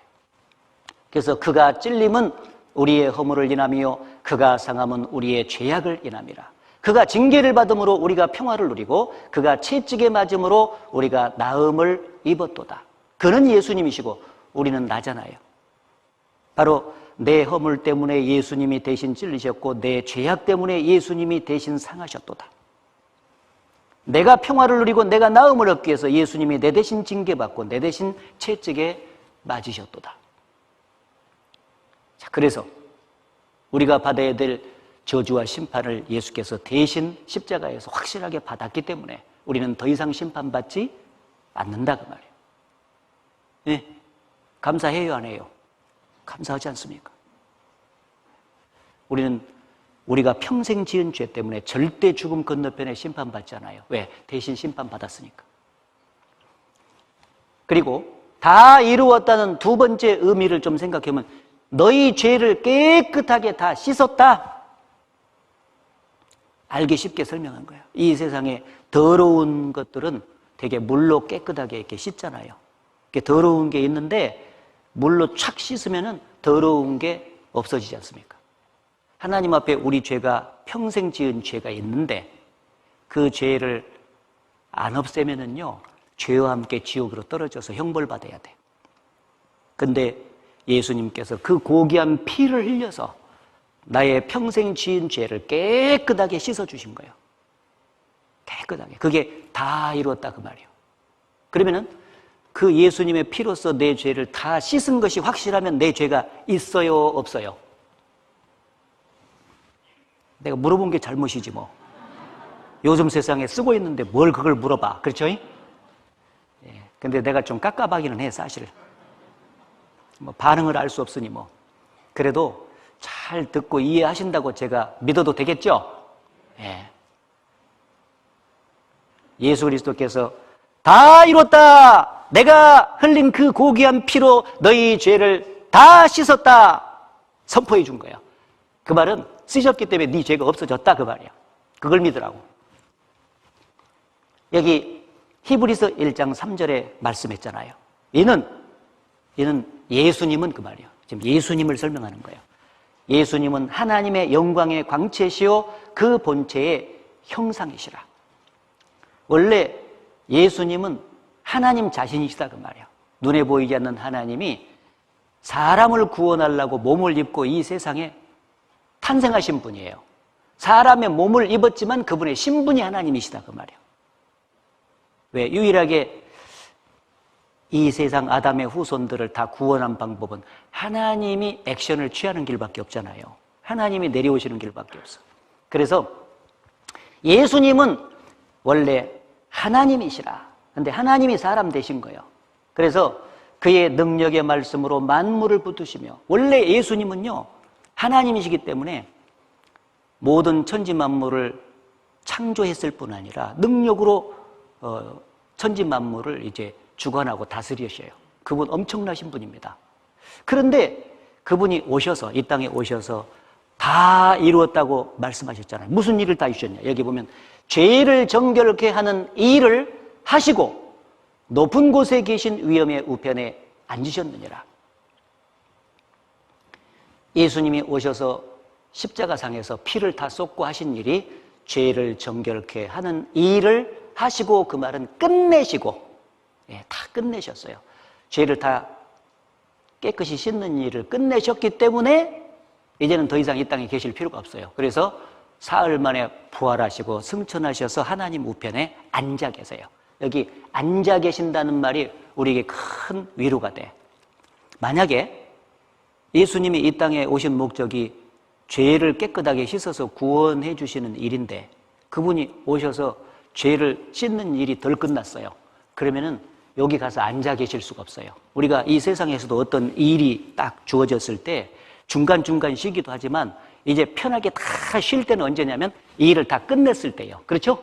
이 일을 다 끝내고 쉬는 겁니다. 예수님이 지금 하나님 우편에 앉아 계셔서 쉬고 계신다는 것은 무엇을 말하냐? 이 땅에 오셔서 십자가 대속의 일을 다 끝내셨기 때문에 쉬신 거예요. 그래서 죄를 깨끗하게 씻어주시는 일을 다 끝냈다. 그렇게 말씀하신 겁니다. 누구 죄를?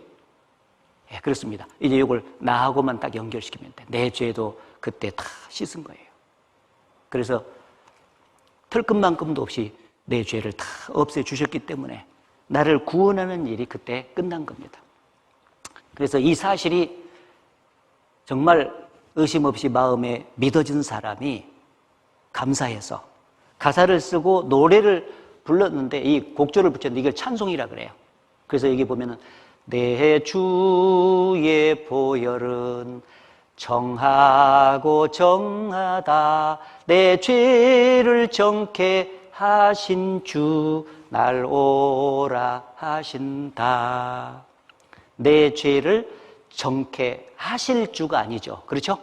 이미 다 이룰 것이다가 아니라 다 이루었다. 2000년 전에 피를 쏟아서 죄를 깨끗하게 씻는 일을 끝냈기 때문에 끝내시고 그 사실을 믿으라는 거예요. 그러니까 그 사실이 믿은 사람은 내 죄를 정케 하신 주 감사합니다. 깨끗이 다 씻어주신 거 이렇게 믿는 거죠. 날 오라 하신다. 그래서 이 세상에 어떤 방법으로도 털끝만큼도 내 죄를 씻을 수가 없었는데 오직 예수님의 피만큼은 내 죄를 완벽하게 씻는 거예요. 근데 그분이 다 흘렸거든, 피를. 그래서 214장 찬송가에도 예수는 우리를 깨끗게 하시는 주시니 그의 피 우리를 눈보다 더 희게 하셨네. 그의 피, 예수님 피로 우리를 눈보다 더 희게 하셨네. 깨끗하게 우리를 만들어 놓은 거예요. 와, 감사해요? 그렇게 십자가상에서 그 죄 씻는 일을 다 끝내주신 것입니다. 그리고 또 다 이루었다는 다른 의미 세 번째를 좀 적용을 해보면은 네 죄값을 다 갚았다 그 말이에요. 내가 평생 지은 죄값을 내가 스스로 갚을 수가 없지 않습니까? 그런데 예수님이 피를 흘려서 그 피로서 죄값을 다 청산했다. 그래서 영어 성경에 보면 paid up, 지불 완료, 빚 청산 딱 이렇게 써졌어요. 내가 죄값을 갚을 수가 없기 때문에 예수님이 오셔서 다 갚아주신 거예요. 그러면 빚을 다 갚으면은요 빚이 없어지지 않습니까? 여기 이사야 40장 2절에 그 복역의 때가 끝났고 그 죄악의 사함을 입었느니라. 예수님으로 인해서 십자가 사역으로 해서 그 죄가 용서됐느니라. 그 모든 죄를 인하여 여호와의 손에서 배나 받았느니라. 우리의 모든 죄가 있잖아요. 평생 지은 모든 죄로 인해서 하나님의 손에서 그 값을 배나 받았다. 그 말은 하나님 편에서 그 죄값을 갚아줬는데 배나 받았다 그 말은 2배로 갚았다는 뜻이에요.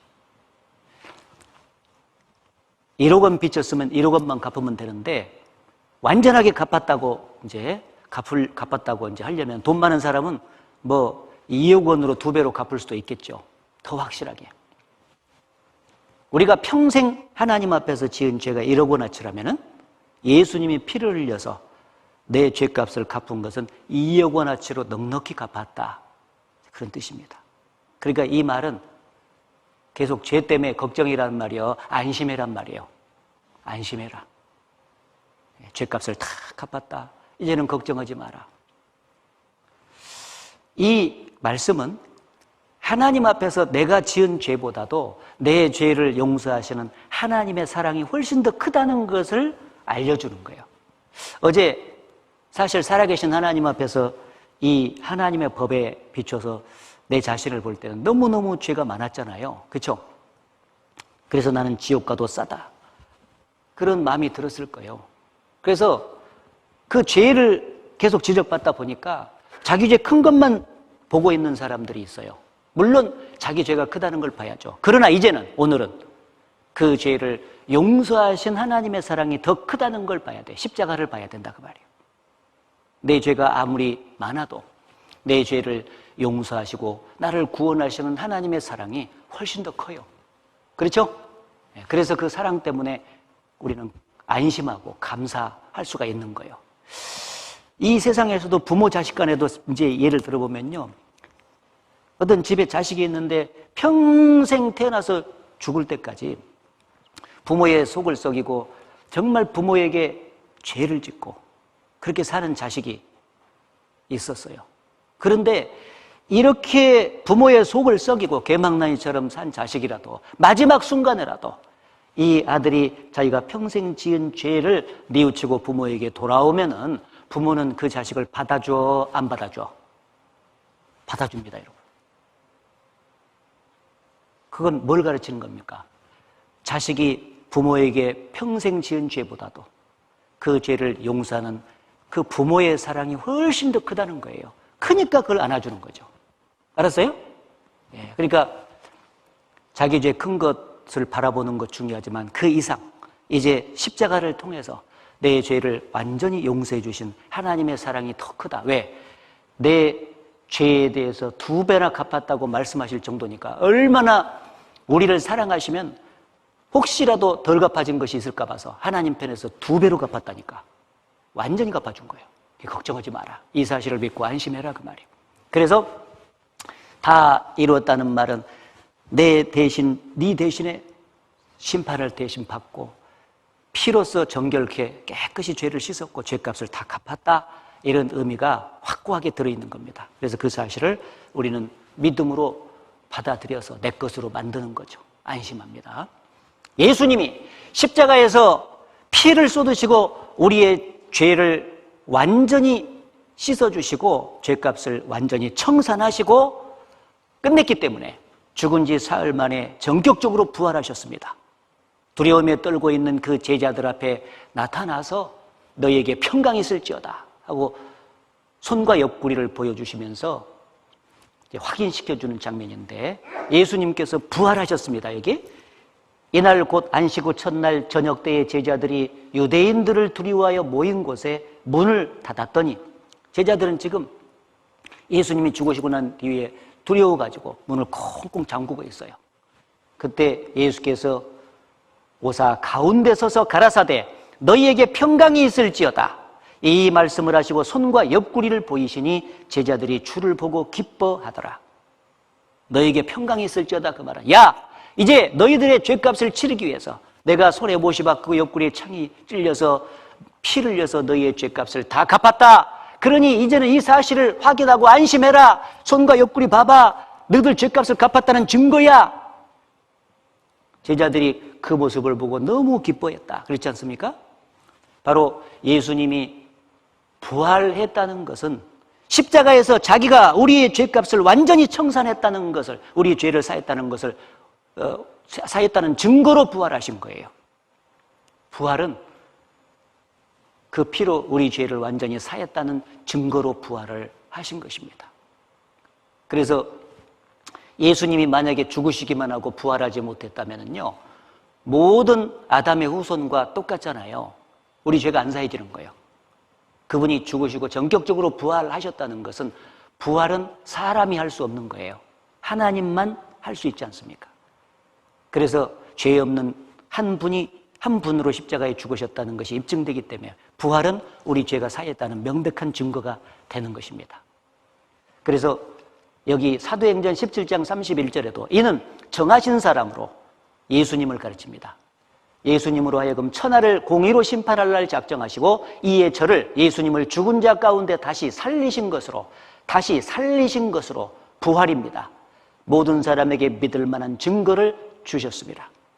그가 구원자다, 그리스도다, 그가 죄를 다 사했다 하는 확실한 증거는 그가 죽은 자 가운데서 다시 살아나셨기 때문에 확실한 증거가 되는 것입니다. 이 세상의 모든 종교의 교주하고 성경의 예수 그리스도하고 다른 점이 뭡니까? 이 세상의 모든 종교는 인간의 죄를 대신해서 죽어준 적이 없죠. 석가나 마호메트나 공자나 자기 죄 때문에 죽었지. 죄인이지 않습니까? 아담의 후손. 인간의 죄를 대신해서 죽어준 적도 없습니다. 더더욱 그들은 부활한 적이 없어요. 그들의 무덤이 지금도 있지 않습니까? 그러나 예수님은 죄 없는 분으로 오셔서 인간의 죄를 대신해서 십자가에 죽어주셨을 뿐 아니라 전격적으로 부활하심으로써 우리 죄가 완벽하게 사했다는 것을 입증까지 다 해주셨다, 그 말이에요. 따라서 천하인간의 구원을 얻을 만한 다른 이름은 없습니다. 예수 이외에. 명백합니다. 예수님은 나를 구원하시는 일에 성공하신 거예요.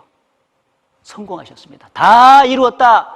네 죄값을 다 치르고 내가 너 구원하는 일을 성공했다. 그러니 이제는 안심해라. 확실하죠. 박태환이가 건져내는 것에 성공하면 사는 거잖아요. 예수님이 성공했다니까요. 부활까지 다 해주셨어요. 확실합니까? 예. 죄는 내가 지었는데 왜 예수님이 내 대신 죽어서 나를 구원했나? 어떤 분들은 그래요. 이런 말씀 들으면서 죄는 내가 졌으니까 내가 죄값을 갚도록 내두지 왜 내 대신 죽어서 나를 구원합니까? 라고 묻죠. 그 이유는 계속 반복되게 말씀드렸지만 사랑 때문이에요. 다른 이유는 없습니다. 사랑 때문에.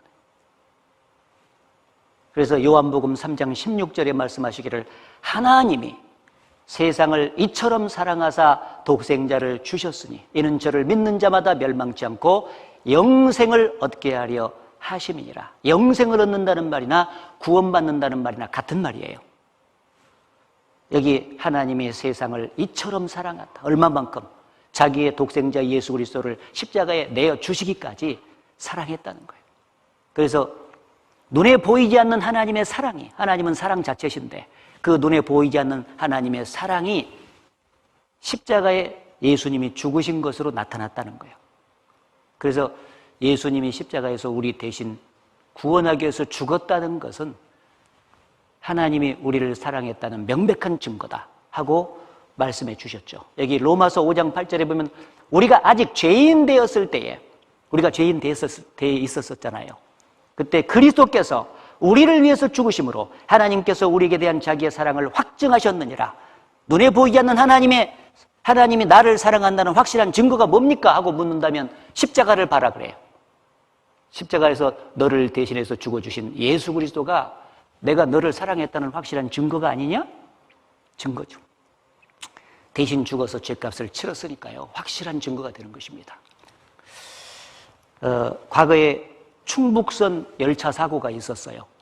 그 충북선 철도에서 실제로 일어난 일인데 철수 어머니가 철수를 데리고 이제 철길 옆에 이렇게 냇물이 흐르고 있었는데 거기 가서 빨래를 하고 있었어요.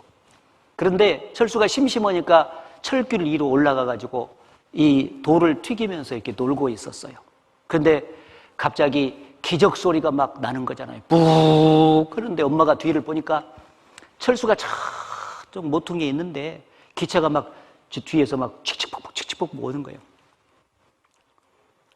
어머니가 얼마나 다급했습니까?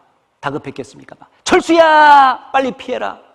이놈이 이 철길 위에서 노는 것에 정신이 팔렸던지 소리를 못 듣는 거예요. 엄마가 너무너무 다급해서 막 빨래감을 내 동댕이 치고 전속력으로 막 철수를 향해서 달려갔습니다. 사랑은 죽는 것을 원치 않잖아요. 그래서 막 기차가 철수를 치어서 죽으려는 찰나에 완전히 몸을 날렸다고 엄마가. 그래서 철수를 이제 제껴가지고 철수 살리고 자기는 미처 피할 틈이 없어가지고 기차에 깔려서 죽었다고. 기차가 지나간 뒤에 보니까 어머니의 시체는 동강이 났고 그 몸에서 흘린 피가 철길 위에 낭자에게 흘려 있었다고요. 실제 있었던 일이요. 한번 생각해 보세요. 철수 어머니가 왜 거기서 비참하게 이렇게 죽었어요? 철수 살리려고 그랬잖아요. 사랑은 죽는 것을 원치 않잖아요. 살리기로 그래. 그래서 철수의 어머니의 동강난 시체와 그 몸에서 흘린 피는 철수를 사랑했다는 엄마가 사랑했다는 명백한 증거가 되는 거잖아요. 말을 해야만 되는 게 아니지 않습니까? 몸소 대신 죽음으로써 철수 살렸다는 것은 그만큼 철수 사랑했다는 증거예요. 십자가에서 우리가 달려야 될 그 자리에 예수께서 대신 달려서 피를 쏟아서 우리 구원했으면 그만큼 우리를 사랑했다는 명백한 증거라는 것입니다. 대신 죽은 주 예수의 사랑하심 은혜여 보배로운 피를 흘려 영영 죽을 죄에서 구속함을 얻은 우리 어찌 찬양 안 할까? 왜 대신 죽었습니까? 하나님 말씀이를 내가 너를 그만큼 사랑했기 때문이다 라고 말씀을 하시는 겁니다.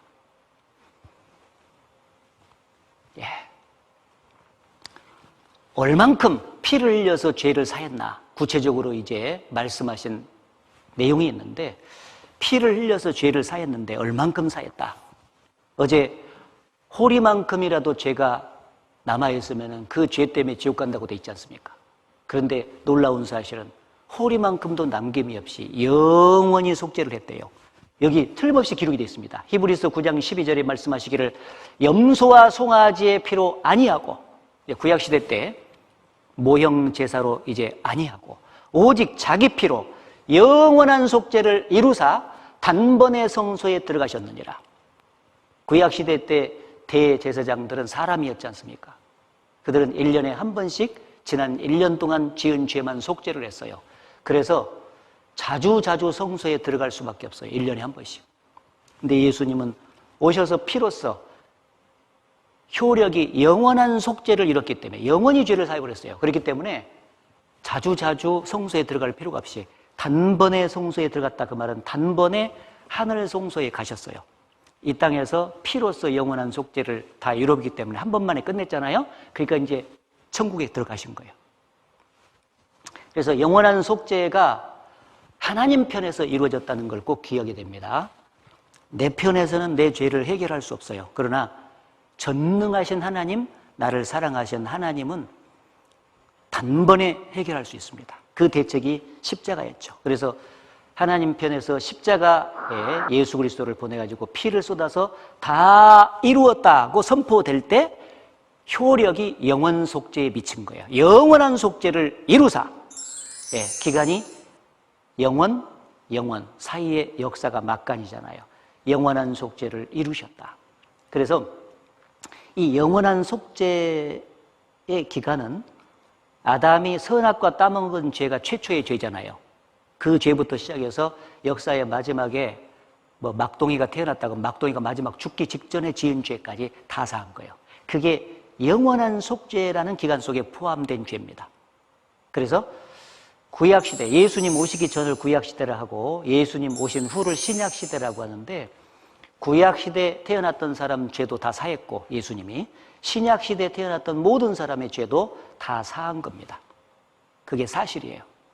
이제 내 개인적인 죄를 좀 적용을 해보면, 나는 신약시대에 살고 있지 않습니까? 여기 내가 태어나서 현재 여기까지 살고 앞으로 여기서 죽는다고 가정하면 나의 과거에 지은 죄도 영원한 속죄 안에 들어가기 때문에 사한 것이 맞죠. 근데 미래에 지을 죄도 아직 짓지 않았지만은 그 죄도 다 사했어요. 아주 확실해. 왜냐하면 영원한 속죄라고 하는 그 속에 부분 집합으로 들어가고 있지 않습니까? 그래서 예수님 피로 내 죄를 영원히 속죄했다, 그 말은 나의 과거, 현재, 미래 죄까지 다 사했다, 그 말이에요. 그럼 죄가 있어요, 없어요? 죄를 완전히 없이 해서 천국 가도록 이렇게 해 놓으신 것입니다. 어떤 분들은 그래요. 예수님이 피를 흘려서 내 지난 죄를 사했다는 것은 쉽게 내가 믿어진다. 이미 저지른 죄에 대한 값을 치렀다고 하니까. 그런데 내가 아직 앞으로 미래에 지을 죄는 짓지 않았는데 어떻게 죄를 미리 사할 수가 있겠느냐? 그렇게 의문을 갖는 분들이 있습니다. 그런데 사람은 못해도 하나님 편에서 했다는 것을 기억해야 됩니다. 사람은 시간 속에 살지만 하나님은 영원 속에 살아요. 그래서 내 죄가 완전하게 사해진 시점이 언젠가를 봐야 돼요. 바로 2000년 전에 예수님이 죄를 다 짊어지고 죄값을 다 치렀을 때, 그때 내 죄가 사해진 겁니다. 그러면 예수님이 죄를 짊어질 때 이 시점에서 보면 나의 과거, 현재, 미래의 죄는 모두 다 미래에 지을 죄를 미리 당겨서 져준 거죠. 네? 맞죠? 네. 미래에 지을 죄를 미리 땡겨서 져준 것입니다. 내가 현재 시점에서 보니까 과거, 현재, 미래지. 내 죄가 사해진 시점에서 볼 때는 전부 다 미리 지을 죄를 미리 당겨서 죄를 사해 주신 거예요. 그래서 선불 개념으로 처리가 된 거죠. 그래서 이거 이해가 쉬우려면 이렇게 해야 돼요. 예수님이 세상 죄를 다 해결했잖아요. 그래서 구약시대에 태어났던 모든 사람들의 죄는 후불 개념으로 처리하신 거예요. 죄를 아담부터 시작해서 짓고 한 것을 다 진 것을 십자가에 짊어지고 값을 치렀거든요. 후불이죠. 그런데 신약시대에 사는 사람들은 선불 개념으로 치른 겁니다. 사람은 무슨 죄 질 걸 몰라요. 그러나 하나님은 미리 다 아세요. 그러니까 미리 아시는 죄를 한꺼번에 담당시킬 수 있죠. 그렇죠? 그렇죠? 예. 인정되면 끄떡끄떡해 봐요. 그렇죠? 예. 그러니까 선불 개념이죠. 예. 미리 앞으로 신약시대에 태어난 모든 사람이 무슨 죄 질 걸 다 아시고 그걸 보따리로 한꺼번에 싸서 짊어지어가지고 죄값을 치른 거예요. 그래서 선불 개념이요. 따라서 내 개인에게 적용하면 예수님 십자가에서 피를 흘리실 때 영원한 속죄를 이루셨는데 바로 영원히 선불 속죄해 주신 겁니다. 감사해요? 후불도 감사하지만 선불은 더 감사한 것 같아. 미리 죄를 짓기 전에 해결했으니까. 그렇지 않습니까? 이때는 내가 태어나지도 않았습니다. 2000년 전에 여러분이 교회 다닌 적도 없어요. 기도한 적 없죠? 선행도 하나도 한 적이 없어요. 근데 그때 미리 나를 사랑하신 하나님이 예수님 보내서 해결한 거예요. 그걸 우리가 모를까 봐서 성경에 기록한 거예요. 훗날 이 사실을 믿고 성경을 통해서 확인하고 알고 믿고 구원받고 오라고 해준 거예요. 그래서 저는 대신 전해줄 뿐이에요. 믿어집니까? 예. 이 세상에서도 선불제도와 후불제도를 활용해서 값을 치르는 일이 있잖아요. 그래서 뭐 택시 탈 때는 항상 후불 개념이요. 다 타고 나서 내니까. 그러나 버스 탈 때는 미리 결제를 하고 타지 않습니까? 선불 개념입니다. 요즘에 음식점 가서 밥 먹기 어렵지만 대개 음식점 가면은 선불보다도 후불이 많죠. 그렇죠? 다 먹고 나서 뒤에 계산해 후불입니다. 그러나 대학교 등록금 낼 때는 선불이요, 후불이요. 예. 학교 다니기 전에 미리 선불하고 다닙니다. 그러니까 이 세상에 선불, 후불이 막 섞여지면서 값을 계산하는 일이 다 있잖아요. 인간도 그렇게 선불, 후불을 다 하는데 죄 많은 인간들을 구원해서 해결하는 그 문제에 있어서 예수님을 통해서 하나님께서 후불도 못 하시고 선불도 못 하시겠습니까? 당연히 선불을 해 주실 수 있죠. 미리 선불 다 해 주신 겁니다. 이게 조금 이해가 덜 되는 분들을 위해서 하나님 편에서 바라보면서 해결했다는 것을 꼭 기억해야 돼요. 내가 해결한 거 아닙니다. 내가 해결하는 것은 불가능해. 자, 여기 보세요. 지금 이 시골의 길이 이렇게 막 꼬불꼬불 이렇게 가지 않습니까? 근데 이게 자동차가 있어요. 여기 내가 타고 있는데 요 뒷차가 있고 요 앞차가 있는데 내가 탄 차에서 뒷차와 앞차가 안 보여. 여기 산 때문에. 그런데 세 차를 공이 다 볼 수 있는 방법은 위로 쭉 올라가서 헬리콥터에 타서 보면 돼. 그렇죠? 위에서 딱 보면 현재 내 차도 보이고 뒷차도 보이고 앞차도 다 보이지 않습니까? 그와 마찬가지로 내가 태어나서부터 현재까지 살면서 지은 모든 죄가 있는데 과거에 지은 죄를 내가 짓기는 지었어. 근데 다 잊어먹었어요. 분명히 그렇죠? 그래서 나보고 죄를 해결하려면 죄가 생각이 나야 없애지. 그게 불가능한 거예요. 그리고 앞으로 죽을 때까지 또 무슨 죄 질 것은 더더욱 몰라. 나는 인간은 미래를 알 수 없으니까. 그래서 나보고 내 죄를 해결하라고 하면 불가능한 것입니다. 애초부터. 그래서 나를 사랑하신 하나님이 헬리콥터에서 내 죄를 보듯이 역사를 초월해서 영원 속에 계신 분이 나의 태어나서부터 지금까지의 과거 죄도 다 아시고 현재 죄도 아시고 미래의 죄도 다 아시는 거예요. 그분이. 그래서 그 모든 죄를 한꺼번에 보따리로 싸가지고 2000년 전에 오신 예수님께 담당시키심으로써 죄값을 청산하고 끝내신 것입니다. 아셨어요? 하나님은 그게 가능하시지 않습니까? 이렇게까지 이해를 시키려고 노력했는데 안 되면은 어쩔 수가 없네. 믿어지죠? 자, 근데 이제 예수님 피로 죄를 영원히 용서해서 인간을 완전히 단번에 구원을 했다. 이게 진짜 복음입니다. 그런데 복음을 잘못 깨닫고 잘못 가르치는 교회와 잘못 가르치는 사람들은 어떻게 가르치는 사람들이 있냐면 예수님 피가 원죄는 사했다. 지난죄는 사했다. 근데 앞으로 죄는 안 사했다. 그럼 어쩌란 말이냐? 네가 자백하고 회개해야만이 죄가 해결된다. 이렇게 가르치는 사람들이 너무 많아. 그래서 구원을 못 받고 교회는 열심히 다니면서 구원의 확신도 없이 지옥을 향해서 달려가는 사람들이 많은 것입니다. 반드시 성경대로 믿어야 돼요. 성경이 어떻게 기록됐냐? 아까 영원 속죄는 틀림없이 기록이 돼 있고, 만약에 예수님 피가 지난 죄까지만 사했다는 것이 아주 확실하다. 그러면 문제가 생깁니다. 구약시대 이스라엘 백성과 같이 믿는 거나 마찬가지예요. 보세요. 이게 보면은 구약시대 그 대제사장이 짐승 잡아서 속죄하는 제사하고 예수님하고 비교를 해놓은 거예요. 그들은 불완전했는데 예수님이 완전하다. 이걸 대조해서 설명하는 것인데, 대제사장이 해마다 다른 것의 피로써 성소에 들어가는 것 같이 자주 자기를 드리려고 아니하실지니. 지난 1년 동안 지은 죄를 해결하니까 해마다 짐승 잡아서 피로써 들어가야 되잖아요. 예수님은 그렇게 하지 아니하실지니.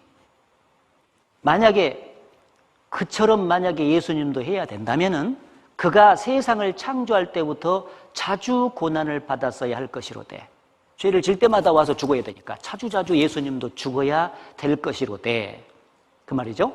이제 자기를 단번에 제사로 드려 죄를 없게 하시려고 세상 끝에 나타나셨느니라.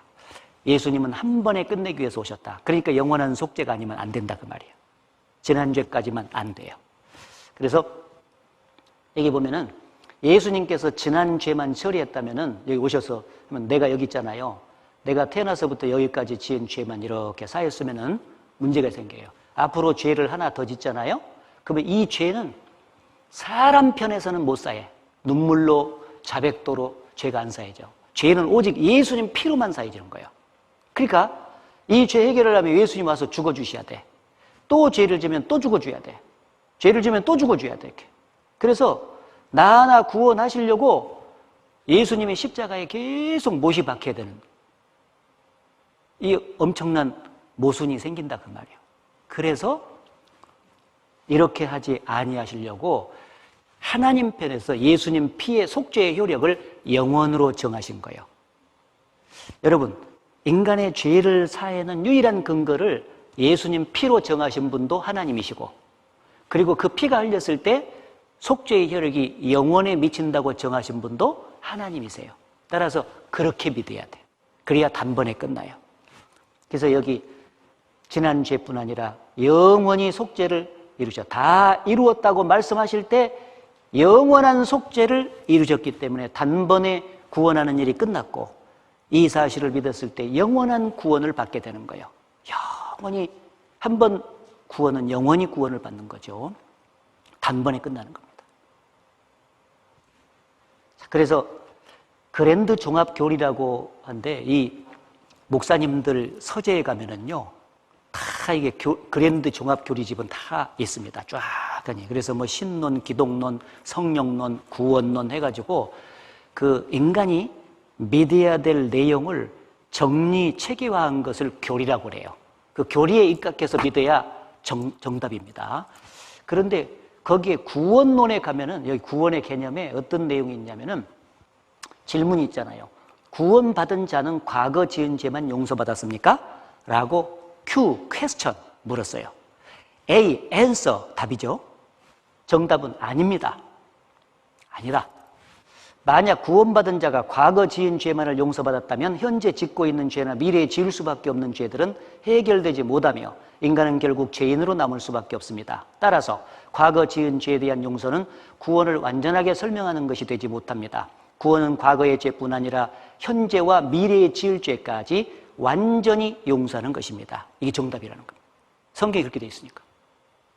따라서 지난죄, 속죄에만 국한돼서 믿고 앞으로 죄는 자기가 해결하려고 시도하는 사람은 그 사람은 아직 구원받지 못한 사람입니다. 아셨죠? 예. 히브리서 10장 12절도 연이어서 말씀하시기를 오직 그리스도는 죄를 위하여 한 영원한 제사를 드리시고 하나님 우편에 앉으사. 왜 영원한 제사라고 십자가에 죽은 예수님의 속죄 제사를 말했냐? 영원한 속죄를 이루신 제사니까 영원한 제사라고 표현한 것입니다. 그리고 히브리서 10장 14절에 저가 한 제물로 거룩하게 된 자들을 영원히 온전케 하셨느니라. 한 제물은 예수님이 십자가에 죽으신 것을 말하고 그로 말미암아서 영원히 온전케 됐다는 것은 그가 영원한 속죄를 이루셨기 때문에 완전한 구원을 성취하셨느니라 그 말이에요. 그래서 이 사실을 단번에 믿으면 단번에 영원히 구원을 받게 되는 것입니다. 확실합니까? 이제 어떤 분은 그래요. 앞으로 지을 죄까지 다 사했다고 하니까 가만히 듣고 있다가 잘 됐네. 그럼 앞으로 맘대로 죄 짓고 살아도 되겠구만 하고 이렇게 살짝 머리가 돌아가는 양반들이 있는지 모르겠는데 정말 예수님의 십자가의 이 귀한 사건이 나를 위한 것이고 그 피로 영원히 죄를 용서했다는 사실이 감사함으로 딱 믿어진 사람은요 앞으로 죄를 더 지려고 하겠어요? 죄를 줄이려고 하겠습니까? 죄를 줄이려고 합니다. 왜냐하면 너무 그 사실이 은혜가 크고 감사함으로 다가오거든요. 이론적으로만 생각하면은 앞으로 지을 죄까지 다 사였으니까 그럼 맘대로 살아도 되겠네 그런 생각을 할 수 있어. 그러나 이 예수님의 십자가가 나를 위한 것이고 그 중한 고통을 예수께서 받은 것은 바로 나를 대신해서 받은 것이다. 그로 인해서 내 죄를 영원히 사해서 나를 단번에 구원했다는 사실이 정말 감사함으로 마음에 받아진 사람은 너무 큰 은혜가 마음속에 주어지는 거예요. 사랑과 은혜로 그걸 느낍니다.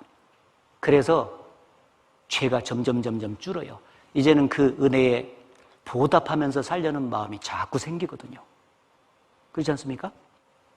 예, 사람이 바뀌어. 나 무슨 말로 주께 다 감사드리랴 끝없는 주의 사랑 한없이 고마워. 예, 끝없는 주의 사랑 엔드리스 러브 영원한 속죄이기 때문에 한없이 고마워. 그래서 그 내가 받아야 될 저주와 심판을 그 자리에서 대신 당하신 그래서 나를 구원해 주신 예수 그리스도가 너무 고맙기 때문에 이제는 더 이상 그분을 슬프시게 해서는 안 되겠구나 그 마음이 들어요. 그러니까 사람은 예수 그리스도를 통해서 구원을 받을 때 인생에 철이 드는 거예요. 이 세상에서도 자식이 개망난이로 살다가 부모가 자기를 가르치기 위해서 그렇게 고생한다는 것을 어느 날 보고 탁 깨달으면요 철이 들잖아요. 그러면 비로소 부모를 슬프시게 않고 부모를 기쁘시게 해드리기 위해서 노력하면서 철든 다음에 사람이 바뀌잖아. 하나님 앞에서 인생이 철이 들 때가 언제냐? 자기의 죄를 대속해 주신 십자가의 주님의 은혜를 참으로 마음에 받아들일 때요. 아, 저분이 나를 대신해 죽은 것이 맞구나. 그게 은혜가 되고 사랑이 마음속에 심어질 때 그 은혜와 사랑에 보답하고 싶은 마음이 생기면서 철이 들어. 그러니까 절대로 확실하게 이 사실을 받아들이고 구원을 받은 사람은 절대 막 살지 않습니다. 만약에 이 사실을 받아들이고 구원을 받았다고 하는 사람이 이전보다 더 막 살고 개망난이처럼 산다면 그는 믿어진 게 아니에요. 구원이 아닙니다. 이론적으로는 맘대로 살아도 되겠구나 그렇게 할 수 있지만 실제로 그렇게 사라지지 않는다는 겁니다. 아셨습니까? 그게 은혜로 주어지니까. 그리고 여기 히브리서 10장 17절에 또 약속하기를 또 저희 죄와 저희 불법을 내가 다시 기억지 아니하리라. 다시 기억지 아니하리라. 이 그냥 대충 눈 감아준다는 말이 아닙니다. 예수님이 우리의 죄를 대신해서 합법적으로 피를 쏟아서 죄값을 다 지불했어요. 그렇기 때문에 이제는 그 사실에 근거해서 내가 다시는 너희 죄를 기억지 아니하겠다. 그래서 우리 죄를 이제는 주님이 기억지도 않겠다고 약속했기 때문에 심판받을 걱정이 사라지는 거예요. 그죠? 이 사실을 믿으면 안심이 되죠. 어떤 분은 목사님, 내 죄가 생각나는데요, 기억이 나요. 예, 이거 말은 내 편에서 내가 지은 죄가 기억이 안 난다, 그 말이 아니에요. 하나님 편에서 내 죄를 사했다는 말을 이제는 더 이상 네 죄를 내가 기억지 않겠다 약속해 준 겁니다. 사람 편에서는 생각나요. 저도 지금 이미 구원받은 지가 오래됐습니다. 대학교 4학년 때 받았으니까 23살 때. 근데 지금도 이런 말씀 이렇게 전하다 보면 내가 과거에 지은 죄가 생각이 나기도 해요. 그죠? 그리고 어떤 죄는 그래, 아이고, 내가 그 죄는 안 졌어야 되는데 그 마음이 들 때가 있어. 근데 내가 무슨 죄가 그런지 안 가르쳐 주려고 그래. 근데 저만 그런 것이 아니라 여러분들도 그거 있죠? 있죠? 생각이 나, 기억이 나, 내 편에서는. 그래도 하나님 편에서 예수님이 피를 흘려서 그 모든 생각나는 죄, 생각나지 않는 죄까지 다 죄값을 갚아서 죄를 처리했기 때문에 이제는 네 죄를 그 사실에 근거해서 기억지도 않겠다고 약속한 거예요. 우리가 그 사실을 확실히 믿으면 진짜 기억지 않아요. 정말 우리 죄를 기억지 않습니다. 하나님 편에서. 하나님은 약속을 반드시 지키시거든요. 너희 죄 사해 주사 기억 아니하시네.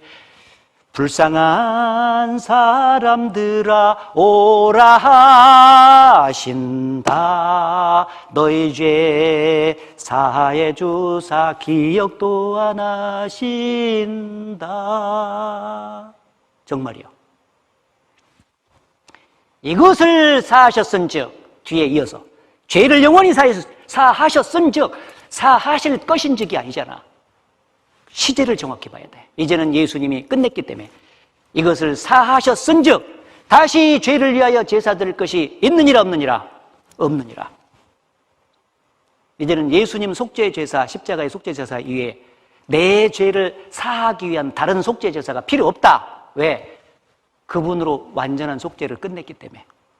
그런 의미고, 이게 조금 적용을 한다면 이제는 죄로 인해서 지옥 가지 않기 위해서 하나님 앞에 가서 하나님 내 죄를 좀 용서해 주세요 라고 빌 필요가 없다는 거예요.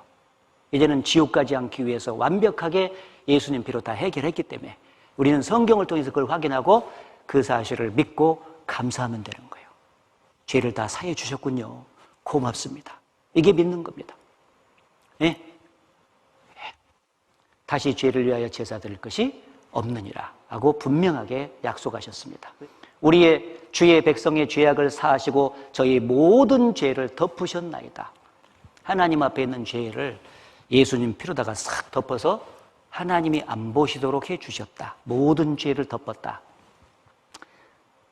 그래서 하나님 앞에 내 죄가 이렇게 보이면 안 되잖아요. 그래서 예수님 피를 흘려서 완벽하게 덮어주신 것입니다. 그런데 이렇게 덮었는데 이렇게 되면 안 되죠. 0.1%라도 죄가 남으면 안 돼요. 구원이 안 돼. 그래서 100%입니다. 이렇게 완벽하게. 그래서 모든 죄, 이 사실을 믿을 때 완전히 지옥 갈 죄 심판에서 두려움에서 해방이 되는 거예요. 그래서 성경에 사랑 안에 두려움이 없고 온전한 사랑이 두려움을 내어 쫓나니 두려움에는 형벌이 있습니다. 두려워하는 자들은 사랑 안에서 온전히 이루지 못하였느니라 라고 말씀을 하셨는데, 완전 속죄가 이루어지고 사랑 때문에 그가 이 사실을 행했다는 사실을 딱 마음속에 받아들이게 되면 두려움이 사라져. 심판에 대한 두려움 없어. 심판이 나에겐 없네. 주의 피로 내 죄 가리네. 예수님 날 위해 돌아가셨으니 심판이 나에겐 없네. 짠짠. 예전에 제가 어린학교란다.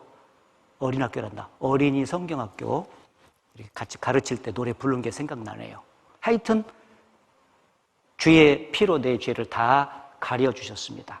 어떻게 한 사람이 죽었는데 모든 사람의 죄 문제가 다 해결되는가? 한 사람의 순종치 아니함으로 많은 사람이 죄인 된 것 같이, 아담이었죠. 아담 한 사람으로 모든 사람이 죄인 됐기 때문에 한 사람 죽어서 죄 처리하면 돼. 그래서 한 사람이 순종하심으로 많은 사람이 의인 되리라 해서 한 사람은 예수님이신 겁니다. 그래서 죄를 지은 대표가 아담, 죄를 처리해서 없애준 대표가 예수님. 1대1. 여기 보세요. 아담이 범죄해가지고 모든 사람이 죄인 됐지 않습니까? 그 중에 내가 있었어요. 근데 예수님 한 분이 오셔서 모든 죄를 다 처리해서 의롭게 만들어 준 것입니다.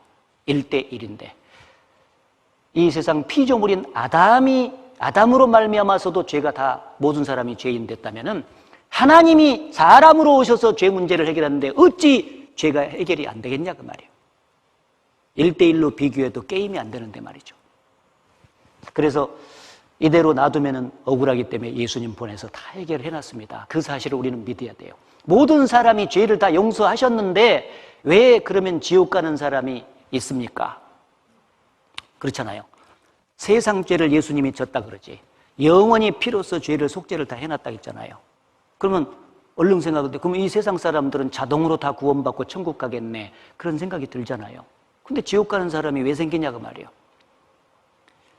그 이유는 뭐냐면은 적어도 평생 자기가 지은 죄 때문에 지옥 갈 사람은 이제 없어요.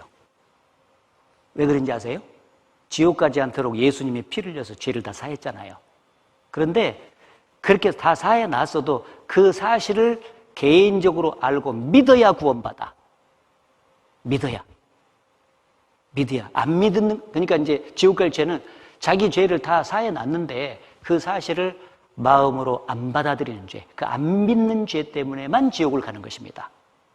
그래서 여러분이 지금 이번 한 주간 동안에 여기 와서 말씀 안 들으시고 세상에 있을 때도 예수님 피로 죄로 사해놨어요. 근데도 지옥 가. 왜 그러냐면은 이 사실을 모르면 믿을 수가 없잖아요. 그래서 한 주간 동안은 와서 좀 고생스럽지만 하나님 계신 것도 믿게 해주고 지옥 갈 죄인인 것도 믿게 해주고 그리고 자기 힘으로 해결 안 된다는 것도 믿게 해주고 그리고 마지막에 예수님이 그래서 다 해결했다는 사실을 여러분에게 알려준 거예요. 그 사실을 알려줄 때 자기에게 연결시켜서 예수님께서 내 죄를 다 사해주군요. 감사합니다 하고 딱 믿어서 구원받게 되는 거예요. 알았습니까? 그러니까 다 해결해놔도 안 믿으면 소용없습니다. 여기 보면은 죄에 대하여 하면 저희가 나를 믿지 아니하며 이제 예수님 십자가에 죽으시고 부활하신 이후에 지옥 갈 죄는 딱 하나예요. 저희가 나를 믿지 아니하며 예수님을 믿지 않는 것은 예수님이 자기 죄를 영원히 사해 주신 사실을 안 믿는 게 안 믿는 거예요. 어떤 사람은 그래요. 아니 세상에 안 믿는 죄가 그렇게 커서 지옥을 보내냐고. 예.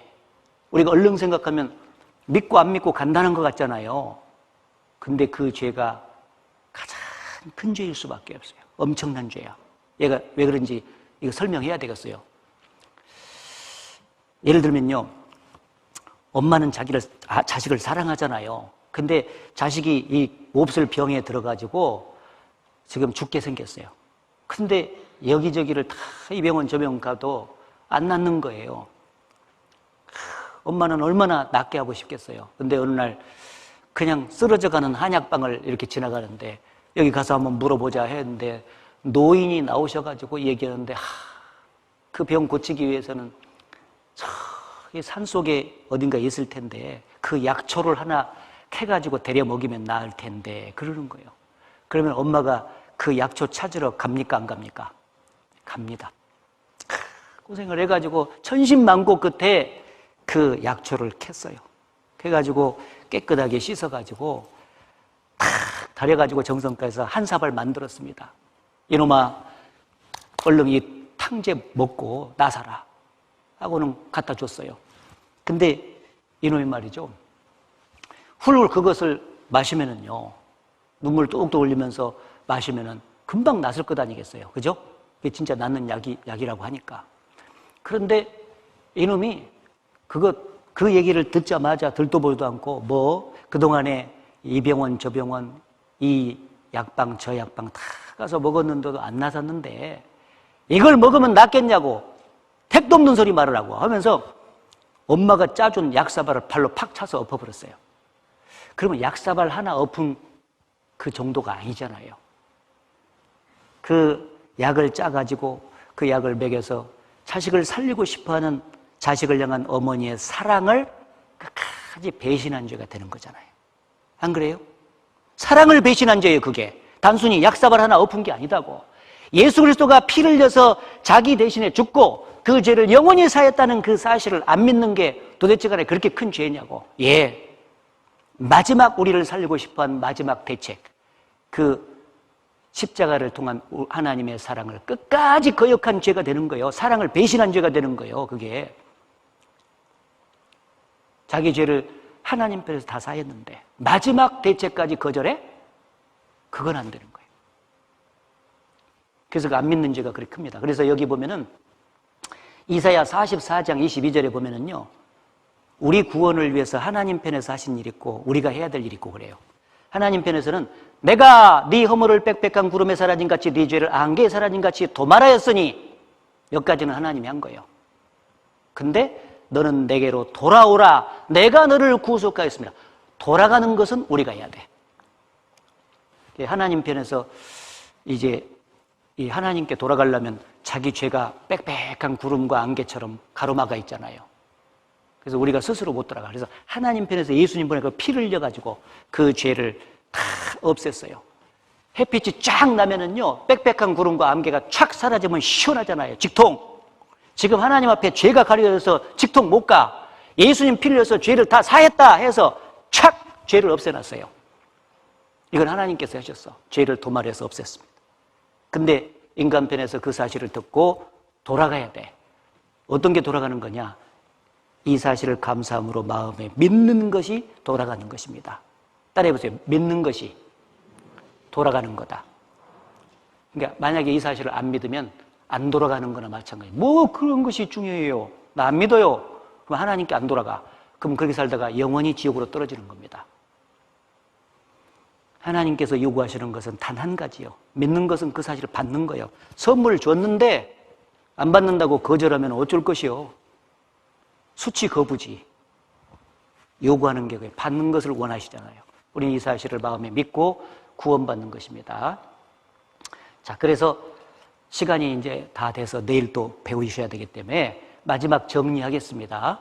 구원이 무엇인가? 우리가 그리스도 안에서 그의 은혜의 풍성함을 따라 그의 피로 말미암아 구속 곧 죄사함을 받았으니, 구속이란 말은 값을 치르고 구했다 그 말이야. 구원과 같은 말이야. 뭐냐? 죄사함 받았다. 예수님 피로 죄사함을 확실하게 받은 사람은 오늘 구원받은 사람이다. 여쭤보겠습니다. 예수님 피로 죄사함 받으셨어요? 예, 구원 받으셨어요? 같은 말이에요. 구원 받으셨냐 그 말은 당신 예수님 피로 확실하게 죄 사함을 다 받았냐고 물어보는 거예요. 받았으면 예, 나 구원 받았습니다. 이 사람이 천국 백성이 되죠. 그가 우리를 흑암의 권세에서, 지옥에서 건져내사 그의 사랑의 아들의 나라, 예수님의 나라인 천국으로 옮기셨으니 그 아들 안에서 우리가 구속 곧 죄사함을 얻었도다. 죄사함 받은 사람이 구원받은 사람이고 구원받은 사람이 지옥에서 건져져서 천국으로 옮겨지는 거예요. 따라서 당신 천국 갈 수 있어요? 그 말은 당신 언젠가 예수님 피로 죄사함 받은 적 있어요? 그렇게 물어보는 거예요. 죄사함 받은 적 있으면 예, 나 천국 갈 수 있습니다. 오케이. 성경이 그렇게 돼 있죠. 근데 이것이 내가 뭘 해서 받은 것이 아니라 선물이다. 너희가 그 은혜를 인하여 믿음으로 말미암아 구원을 얻었나니, 이제 구원을 얻었습니다. 은혜를 믿음으로 말미암아. 은혜는 거저받는 것인데 이 내용이 예수님 피로 죄를 다 사해 주신 것이 은혜요. 그것을 믿음으로 구원을 얻었다. 이것이 너희에게서 난 것이 아니요 하나님의 선물이라. 행위에서 난 것이 아니니 이는 누구든지 자랑치 못하게 함이니라. 그렇습니다. 우리가 구원을 위해서 한 것은 아무것도 없죠. 오직 예수님이 다 해놓은 사실을 그대로 마음에 믿어서 구원받는 겁니다. 예. 그래서 선물 받은 거예요. 구원 선물 받으셨어요? 예. 자기 것이 되는 겁니다. 그리고 마지막으로 요한복음 1장 11절에 영접하는 자, 곧 그 이름을 믿는 자들에게는 하나님의 자녀가 되는 권세를 주셨으니, 영접은 마음에 맞아들인 것인데 곧 그 이름을 믿는 자, 예수님을 믿는 자들은 영접하는 것이에요. 그 즉시 그때 하나님의 자녀가 돼. 예수님을 믿는다는 게 뭐냐? 교회 열심히 다니는 것을 예수 믿는다고 하는 게 아니에요. 자기 죄를 완전히 용서해 주신 예수님을 마음에 믿을 때 그가 예수 믿는 것의 시작이에요. 열심히 교회는 다니는데 자기 죄를 용서해 주신 예수를 믿은 적이 없어. 그는 여전히 예수 믿는 게 아닙니다. 그는 영접도 하지 않았습니다. 그는 죽으면 죄인으로서 죽기 때문에 지옥입니다. 따라서 영접하는 자, 그 이름을 믿는 자가 하나님의 자녀가 됐다. 그래서 원래 하나님과 나 사이는 죄인과 심판자 관계였는데 오직 예수 그리스도의 피로 내 죄를 다 도말하고 죄를 영원히 용서했다는 사실을 믿을 때 하나님이 아버지가 되고 내가 하나님의 아들이 되는 것입니다. 아들. 그래서 이제는 하나님을 아버지라고 부르면서 남은 생에 동행하다가 그 아버지가 계신 영원한 천국까지 가서 살게 되는 것입니다. 네. 이제 하나님을 불러봅시다. 하나님 아버지. 해봐요. 하나님 아버지. 네, 내가 아들 된 사람만 하나님을 아버지라고 부르는 겁니다.